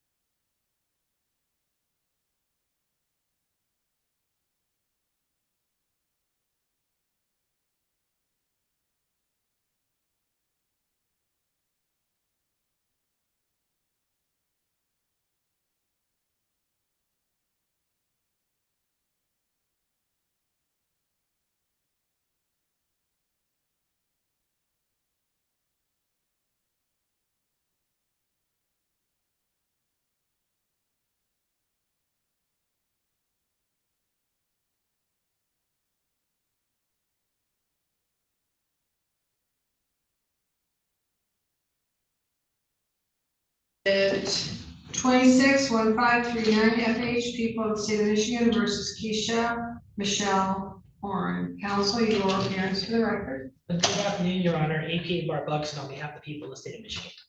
And thank you, Your Honor. Jonathan Foreman, Officer of Public Defender, here is Ms. Horn, who is seated to my left. Thank you. I don't know if you're going to testify or not, but please raise your right hand. Do you swear or affirm the testimony you're about to provide will be the truth, whole truth, and nothing but the truth under penalty of perjury? Yes, sir. Thank you. Put your hand down. This is defendant's motion for a Frank's hearing or to dismiss. It's an evidentiary hearing that was set before this court. Counsel, you may proceed. Thank you, Your Honor. May I approach the podium? Thank you, Your Honor. I know you've reviewed the briefing here, so I'm not going to go too in depth. But basically what we have here is a case where the police drafted a warrant with the intention of having the magistrate who reviewed the warrant, the judge who reviewed the warrant, think that something was true when that thing was not true. Specifically, the warrant was drafted in a way to make it seem as if there were firearms located in the beach lawn address, which is at issue in the warrant. That is the address where Ms. Horn resides. There was never any thought that she had any firearms, never any, and I think that and there were indeed no firearms in the home, as revealed in the preliminary examination transcript. But what the police thought was that, or what the police put forth, was that the person who was the target of their investigation, who also resided at that beach lawn address, was posting on social media sites that photos with them and a firearm. Photos with them what? And a fire. And they worded things specifically so as to not be mistruths, but also not to be providing all of the information in the warrant itself. The biggest example I have of that, Judge, is the January 28th explanation in the warrant, where they said, Mr. Latham was at the beach lawn address for the majority of the day. And at a specific time, I believe it was 6:38 p.m., Mr. Latham posted a photo with him and a firearm. What's the missing connection there? And the police officer, Officer Ellis, said this specifically at preliminary examination. He testified to this at preliminary examination. He implied the connection there, that he was at the beach lawn address for most of that day, and he had a picture of a firearm at a certain time. But what was missing was that he wasn't at the beach lawn address at the time of the firearm picture that was posted. And despite that, and despite other clever wordings that the police officers used, for example, on, I believe it was January 12th, they said that they viewed a Snapchat at a specific time, and that Mr. Latham's tether put him at the beach lawn address at the specific time that the police viewed that Snapchat. Not at the time the Snapchat was posted, but at the time that they viewed it.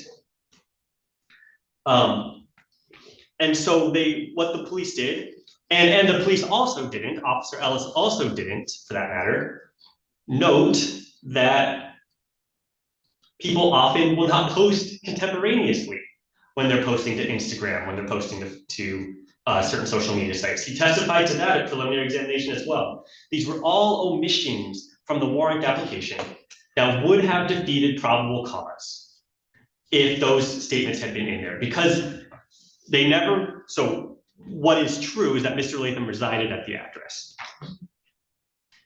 And what is true is that Mr. Latham posted pictures of him with firearms.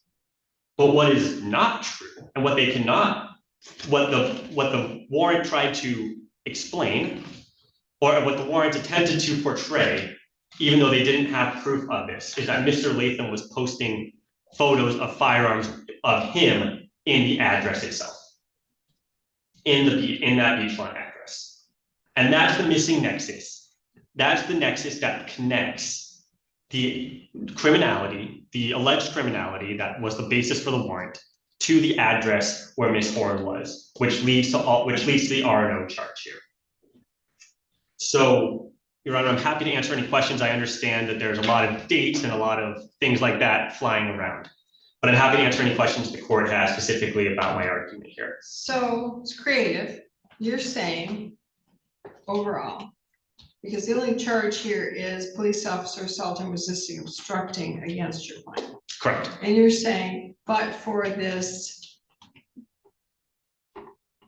inappropriate warrant, she would not have come in contact with law enforcement and this never would have occurred. Correct. Let me have you answer this. Police officers are allowed to make mistakes.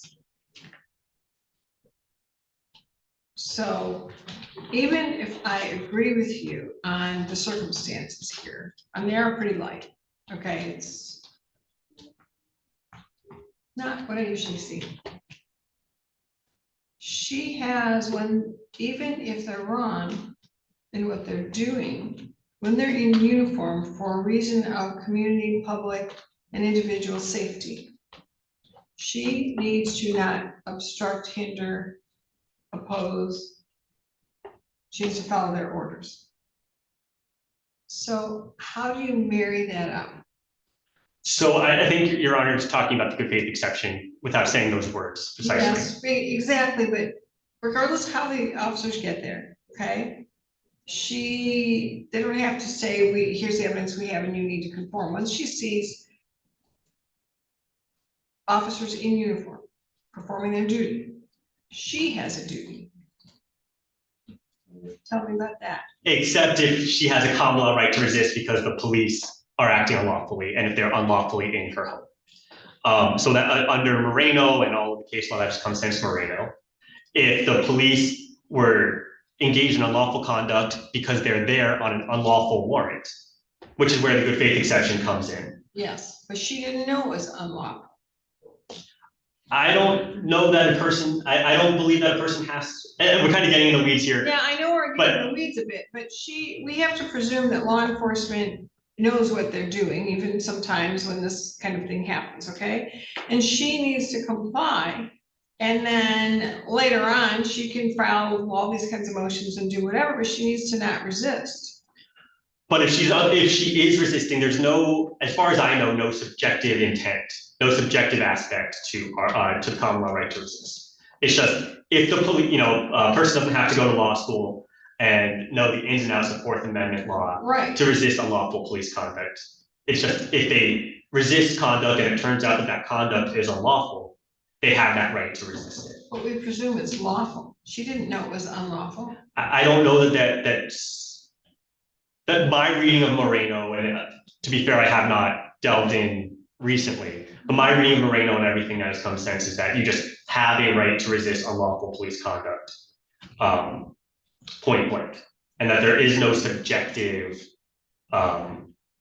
knowledge requirement under Moreno. And as it relates to the good faith exception, which is what the prosecutor argues, what the police can't do is have one officer draft an unlawful warrant or a warrant that is deficient because it has material omissions, and then say, well, now my part is done. I'm going to sit back and let you all go into the house, conduct this raid on this warrant that has material omissions in it. And because I'm not actually there, you're all good. That's not how the good faith exception works. The good faith exception allows warrants that police are subjectively relying on because there's no police misconduct in the drafting of the warrant to continue relying on that warrant. But if there is police misconduct in the drafting of the warrant, it can't be said that the police are also relying on that warrant in good faith. And so that's my response to the people's argument as it relates to the good faith exception, Your Honor. I'm happy to answer any more questions that the court has. No, let me hear from the people. Thank you. Thank you.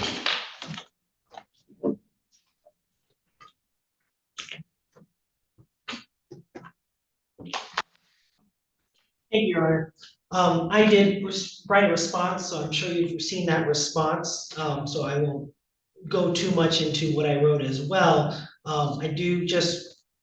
I would agree with Your Honor that in regards to even if the search warrant is or isn't valid, I do think that the good faith exception applies. Officers are working objectively reasonable reliance on the warrant. The fact that the officer that wrote the warrant was Officer Jake Ellis, and then the individual that is the victim of the resisting and obstructing is Officer Kilborn. Officer Kilborn was acting on that search warrant with reasonable reliance on that search warrant when conducting the premises. And Ms. Horn resisted, Your Honor, resisted and obstructed. I mean, we can go into the arguments in regard to the search warrant. I don't believe that there is real issues with the search warrant, even if we were to take what defense is arguing and either take those things out or put those things in. There's still probable cause, Your Honor. There's still this individual that was living inside of the house that had constant GPS notifications being inside of that house throughout that month. Him posting on social media pictures and videos of firearms, him being registered to that address with the GPS tether, him being in that address so many times, and the fact, Your Honor, that it states right here, but that firearms, Your Honor, are not immediately disposable and often remain in possession of their owners. So the firearm, based off of him being in that address, based off of seeing these photos and pictures of him having a firearm, there's probable cause that there would be firearms inside of his residence, Your Honor.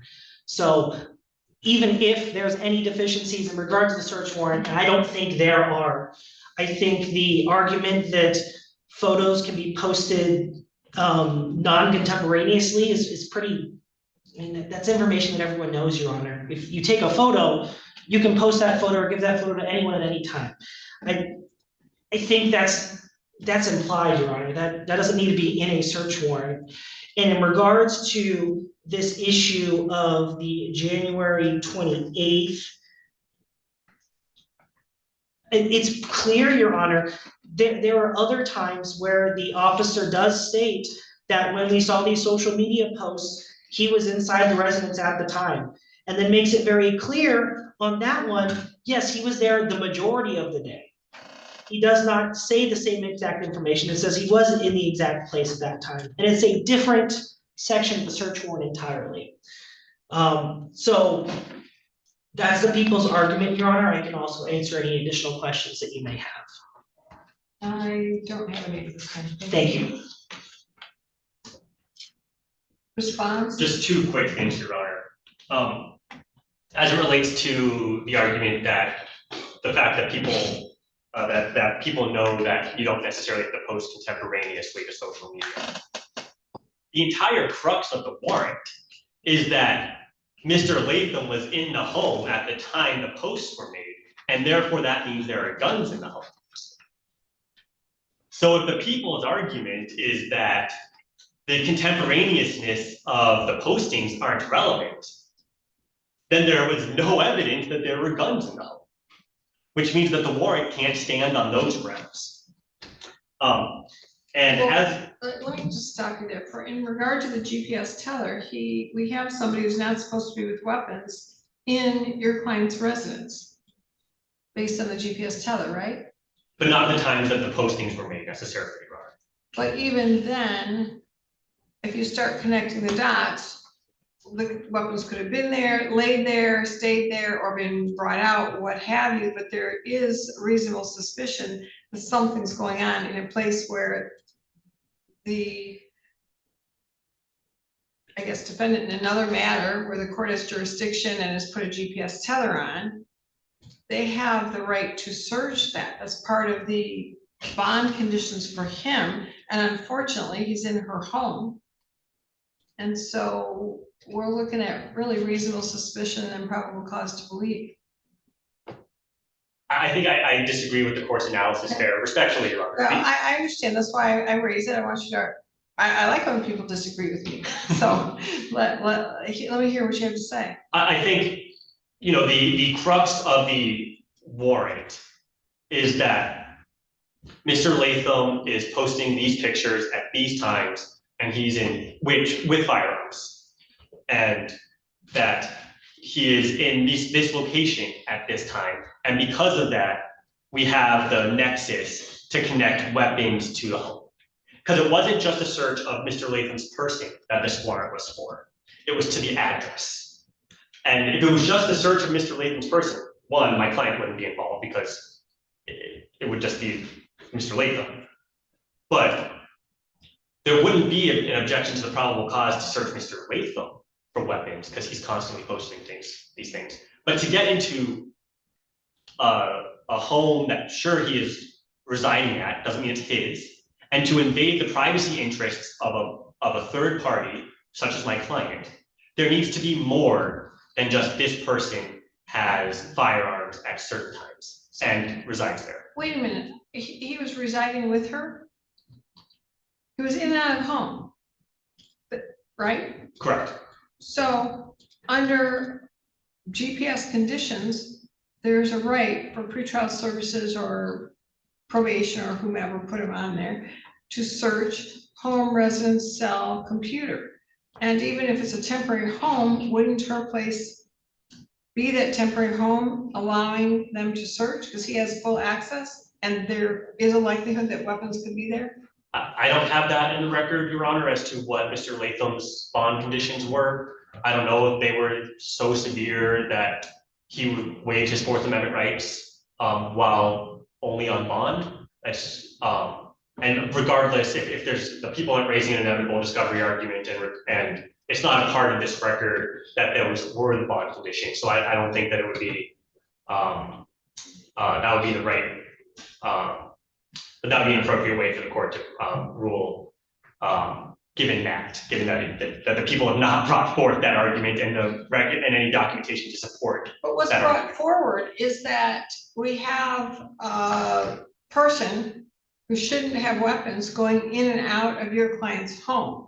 There is reasonable suspicion to believe he's left guns, ammunition, or other contraband in her home and they're going in to check. I don't agree with the nexus, Your Honor, between the home and the and him having photos of there being photos of him with firearms when he's not in the home. With the photos, and maybe I got this wrong, I thought the photos were taken in her home, not a different residence, but in her home. There's no evidence to support that, Your Honor. There's timing of when the photos were posted, but there's no evidence to support that they were taken in her home, and that certainly is not a part of the warrant. But there would then be circumstantial evidence that he had a GPS, that he had access to her home, and that he had guns and or ammunition, contraband, so where he goes, the police could rightfully search, or would have cause to search. Again, Your Honor, I think that the warrant would support a search of his person and maybe a search of where he was at the time. But I don't think it would support a search of a third party's address at the time, based on the social media posts that may or may not have been posted when that may or may not have been the pictures that were from a specific time. Okay, thank you. Thank you, Your Honor. And I'll leave it there. Thank you, Judge. Any further comments by the people? No, Your Honor, thank you.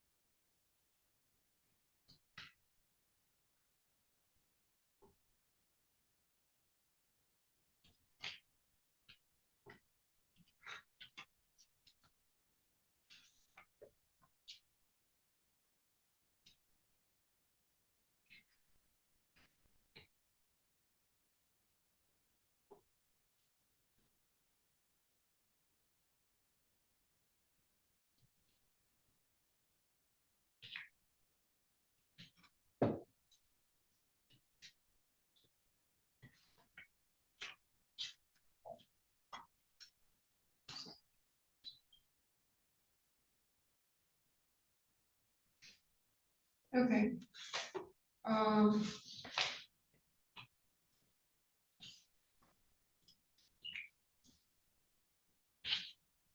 Mr. Foreman, I appreciate your creativeness. I also agree with part of your argument. What I don't agree with is that the police couldn't have connected the dots, and I think the greater picture here is a problem. Were I to grant this, then it sends a message that everyone who is on GPS tether simply has to go to a family member's friend's, girlfriend's, boyfriend's house, whatever, drop their weapons, and police would not have probable cause or reasonable suspicion to search. That is simply not the case.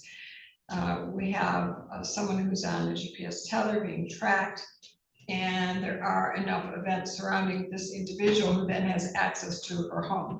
Even if I were to quash this, then it leads to the next question: what happens to this charge against Ms. Horn? Now, understandably, she's upset they're in her home. And I again just reviewed the pages of the transcript. I didn't have to find them again, but where she, or I think the officer was testifying, and the officer says, well, she was upstairs. I'm going to paraphrase because I don't have it here. I just reread it. I read it earlier as well. But anyways, oh, it's on page 24. It's line 9. Question, okay, what happened then? In your own words, please. Answer, at that point, I heard Officer Kilborn giving directions to Keisha Horn to come down the stairs. Question, okay, did Ms. Horn come downstairs immediately? Answer, no. Question, did she come downstairs eventually? Answer, eventually, yes. Question, in your estimation, how long did it take? Answer, from the moment that I was at the bottom of the stairs, I can't estimate. I don't recall exactly. I just know it was definitely not immediately when we told her to. Question, okay, when she eventually did come downstairs. Correct. She came about halfway to 3/4 of the way down the stairs. Question, and then what happened?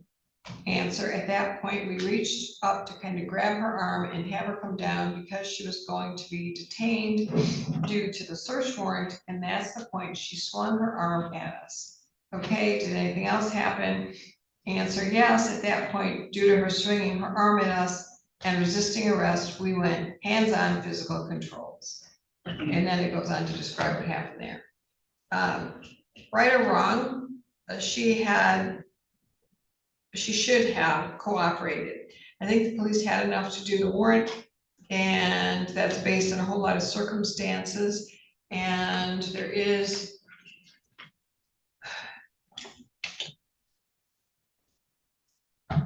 some evidence, if you try to connect the dots, that they were right in making the assumptions they did. And the larger question for me isn't just this case, but all similar cases. And I refuse to send a message that when you write a GPS tether, you're not supposed to be around guns, ammunition, etc. You can just go to someone else's house, hide it there, and the police have no access. I think there was circumstantial evidence they relied on, and the bench warrant, or I'm sorry, the search warrant was good. And the charge against your client stands, motion denied. Next step would be either a pretrial conference or a stay and a trip to the Court of Appeals. Who's drafting the order? I'll prepare an order and get it to the court judge. Thank you. I think if we do a pretrial conference in a month or so, we'll have an answer for the court as to how we're proceeding. Okay. And we can go from there. All right, so why don't I give you a date? And just so the court is aware, there is a final pre-trial set on this case for October 14th, All a right, jury trial November 13th. let's have the pre-trial September 9th at 1. Does that work? Yes, sir. All right, thank you. Thank you, Your Honor. Thank you, that's all for this record. Bond and bond conditions are continued. Thank you, Judge.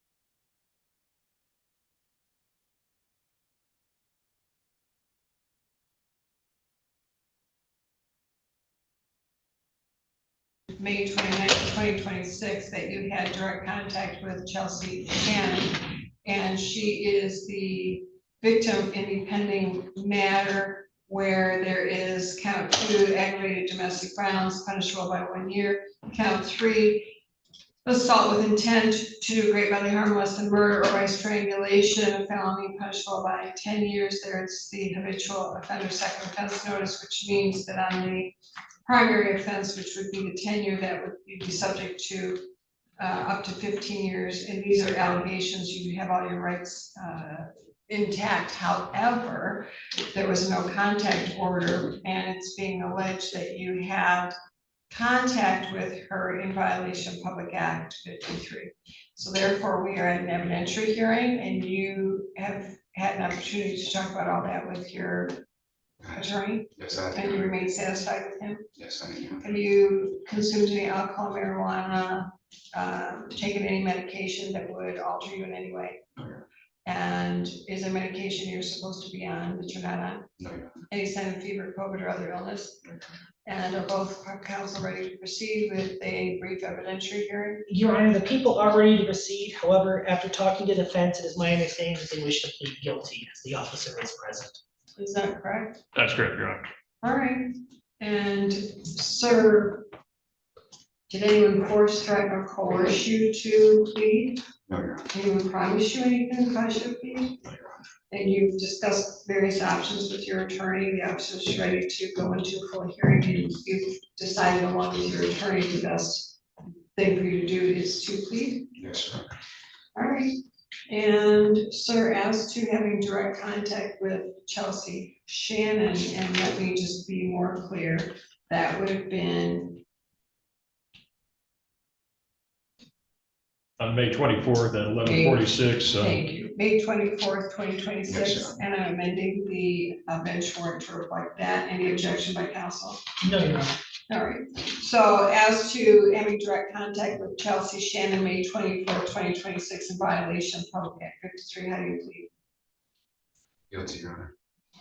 And so you understood those were the terms and conditions of your bond, Understood, yes, Your Honor. and you intentionally had, this was not accidental, you intentionally had contact with her and ended up having a fight with her where law enforcement was called. Is all of that correct? To a certain extent. Okay, well, let's regard, I mean, Yeah. it was reported I that there did was. have contact. I wouldn't say I was fighting, but I did have contact. All right, well, it was reported there was a fight, regardless of whether or not there was a fight, that's really not an issue here.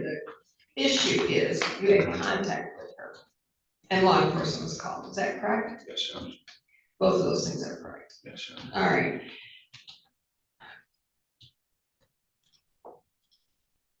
Okay.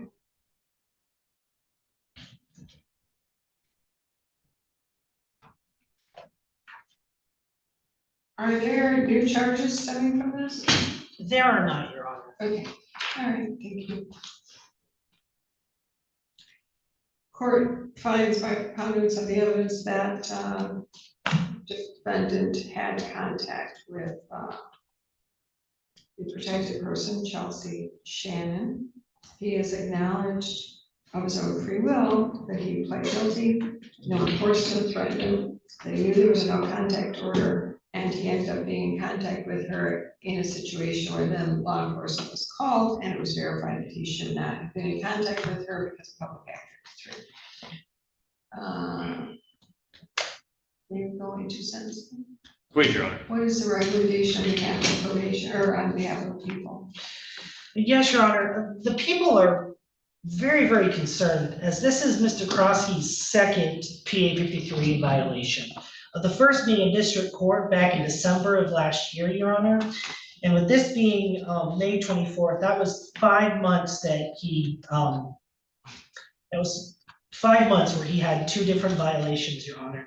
The people are concerned that if Mr. Krosky is left of his own devices, it's going to endanger Miss Shannon. The police report in this case ultimately says, Your Honor, that both of them are essentially fighting in the street, intoxicated. So the people are concerned, Your Honor, that Mr. Krosky is consuming alcohol while on bond, as well as potentially having contact with the victim in this case, Your Honor. I do believe that there should be some kind of bond in this case. I would ask for a 10,000 cash surety bond, Your Honor, given Mr. Krosky now having a second violation. Ms. Shannon needs to be protected, Your Honor, and I think that's the best way to do that at this time. Thank you. Counsel? Thank you, Your Honor. Respectfully, I request that Your Honor just allow Mr. Krosky to remain out on his current bond. He was just able to get out a few days ago, Your Honor, because separately from this, he served 8 days on the tether violation. Your Honor, that was unrelated directly to this, but he was able to get back out, Your Honor. He's back on tether. The tether seems to be operating fine now, Your Honor. Mr. Krosky is in a very, very difficult situation right now in his life currently. He has an excellent job as a manager, which he's at risk of losing due to these allegations and the tribulations of what he's been through in the past 5 months, Your Honor.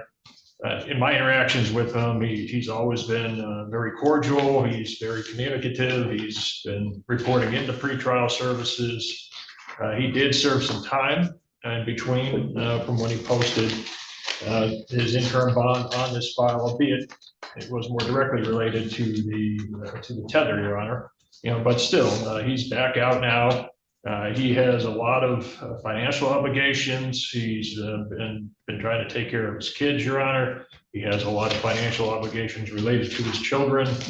And Your Honor, to the best of my knowledge, he has a little bit of an experience with the criminal justice system, but it isn't too bad. When we're negotiating plea deals here and looking at his guidelines, Your Honor, from what I recall, his guideline scores are pretty low, actually, given the charges and everything else. But he's not a flight risk, Your Honor. He has a stable place to stay. He has support with him here today. He has connections to the community. And Your Honor, he's just had some personal struggles since he's been out on bond, but he's in a desperate financial situation. He needs to hang on to his job, Your Honor. And if he ends up back in jail again, he's immediately going to lose that, most likely. So, Your Honor, he's learned a very powerful lesson here. He's very sorry for his actions. He knows he shouldn't have been over there. He knows he shouldn't have had contact with her. And he's got to make sure this never happens again, Your Honor. So respectfully, just based on the circumstances in their totality, I just request that Your Honor consider giving Mr. Krosky one last chance here. Certainly he's going to prove it to Your Honor if he's given that opportunity. And I'll make sure that he complies with all Your Honor's conditions. Thank you. When is do we have a final pretrial already? We did, Your Honor. That was on June 24th. That's what I have here, just making sure it didn't get moved. And then when is the trial? Trial is currently set, Your Honor, on August 21st. Thank you. Sir, what would you like me to know? Since that incident, you looked me straight in my face and told me I could either cook at prison or I could cook at Applebee's. You said, don't do it again. Don't go see her. Anytime I think about doing something stupid, your face pops up in my head. And It's probably a good thing. it's a very good thing. I got a lot going on, and that's the last thing on my mind. I'm not in danger to anybody. What's your relationship to Ms. Shannon? Were you dating? Do you have kids in common? We were dating for over like a year and a half, almost 2 years, 3 years. Do you have a Living with each child with other. her? No, we don't. Does she have your possessions? She at some things she had, not anymore. What? Not Okay, anymore. so there's nothing between you, no possessions, no children, nothing. Nothing to talk about at all. We have nothing, no conversations. So then why were you with her? That I can't explain. She called me, kept calling me and calling me and calling me, and I folded. I was done. I don't care if she dances naked around your car or in front of your bedroom windows. You call 911, you get out of there. You don't answer the door. You don't open your car door and say, get in. You do nothing. There's a lot of other women in the world. You got a woman here with you? Is that a friend or is that you're dating her? I'm dating her. How long have you been dating? We have been off and on for over 10 years, and yeah. Okay, so you're disrespecting this woman who's come to court to support you by being with Ms. Shannon. No, we're not. No? I mean, I'd be mad if I were dating you and you went to see your ex. we weren't dating at the time when that incident happened. You told me find a nice girl, leave that girl alone and this and that, and I've listened. I left her alone. I talked to her. She's my support. She helps me through a lot. So this is the old story of we were on a break, so it doesn't count kind of thing. I got this.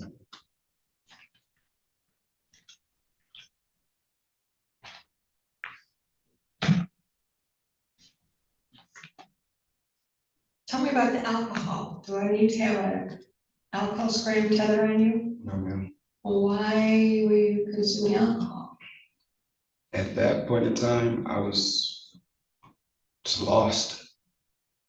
So alcohol finds you, you found in the bottom of an alcohol bottle? You like, I Dream of Jeannie, it's an old show, you remember that show? You I ever do watch remember it? that show. Yes, sir, I know. Okay, so you poured yourself into that bottle and then you came out and saw your ex. Was that the story you're telling me today, pretty much? Mm-hmm. Yes and no. You see how ridiculous it sounds, sir? You're being ridiculous. You're smarter than that. And when I sat down and you told me that, that's what opened my, like, what am I doing with my life?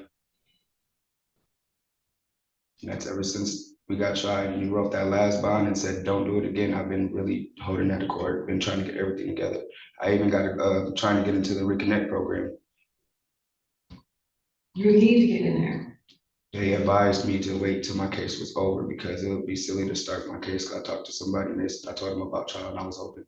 They advised me to do it after the trial, so.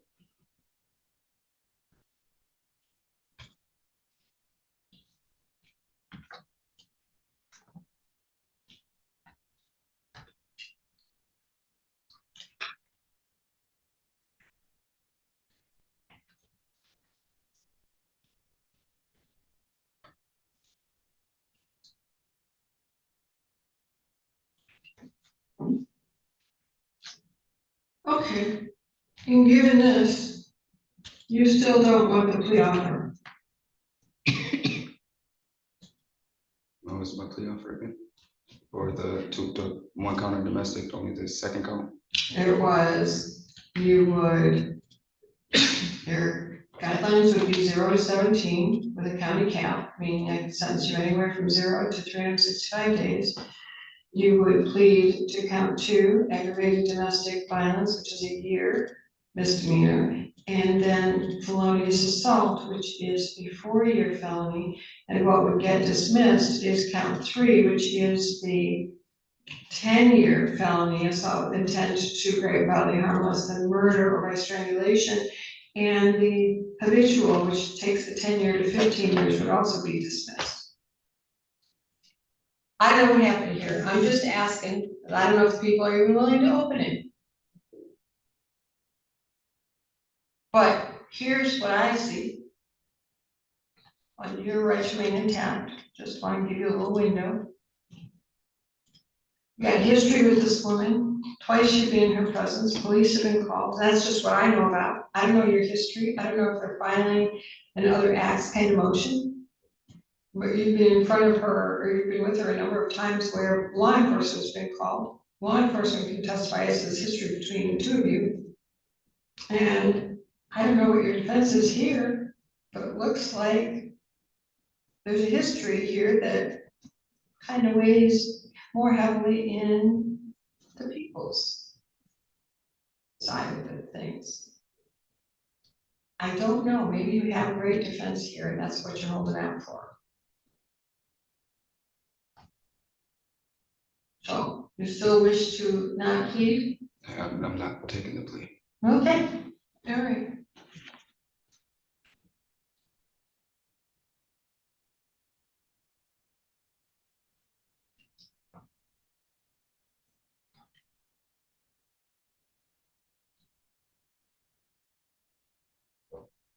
And you're on that GPS tower? Yes, sure. Hmm.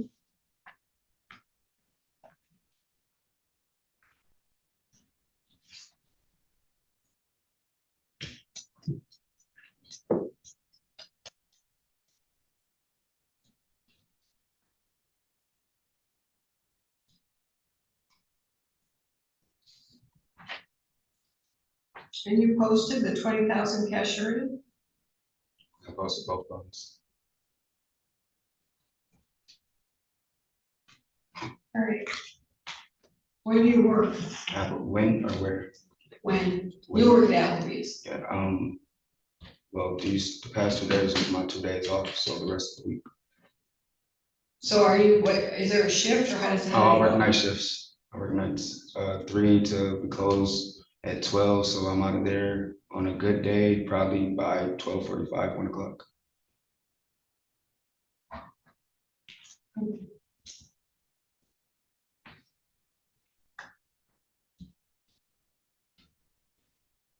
How often are you consuming alcohol? Very seldom. I haven't drank in probably the last 3 months. But it was a point in time where I did have a bottle, crying at night, just doing. That's. All right, well, trials around the window or around the door and, you know, I don't know, I'm gonna shut all the windows if there's another violation. I should do it now. I should just toss your butt and give the county the bond money. I'm not gonna do that because you need some time to prepare with your counsel. However, I'm gonna let the bond order stand that I gave February 23rd, 2026. With the jail GPS tether, you're not to be within 1,500 feet of the victim. I don't care what the excuse is. If you decide to be with her, you're gonna lose your bond money. You're gonna be in jail. I'm gonna consider this if you're found guilty by the jury. And like I said, you can cook in prison because your guidelines, it appears, are 0 to 21, and I can go over that. And with this history, along with what I might hear at trial, I could easily put you in for 2 or 3 years. By then, this girlfriend who's here, she's gonna get tired, she's gonna find another man, one who's present without a criminal history, who doesn't beat up women.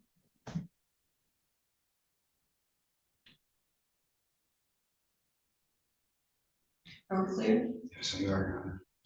You had better be the nicest, kindest, most productive person in our city. If not, I've got jail beds and prison beds that I will keep open for you, courtesy of the sheriff and the warden. Have I been clear? 1,000%. Women that you date deserve roses, not bruises. This court deserves the respect of you following my orders. If you do not do that, there will be no other arguments, counsel. Don't even try it because I will sanction you for wasting my time. Because although your client has to do the work, if you just want to listen to you, I'm not going to listen to you either. I'm simply going to tell him, I told you, I'm going to have my court reporter hand him this record and say, we're done. Understood, Your Honor. I understand, too, Your Honor. And, oh, I won't interfere with your rights, we can have a hearing, but it looks to me like the police have your number. They know who you are, they're gonna respond, arrest, and they're gonna say, Aquilina said, we're keeping him this time. Anything I haven't been clear about? Nothing. I hear everything you're saying. I hear it. See, I deal with evidence, so I want to see the appropriate actions. Because otherwise, say goodbye to everybody, because you're going away. If the temp carries with 93 days, we'll start there, and then we'll see what happens in front of the jury. I will consider all the violations as I can, I understand. because you would be a really poor candidate for probation.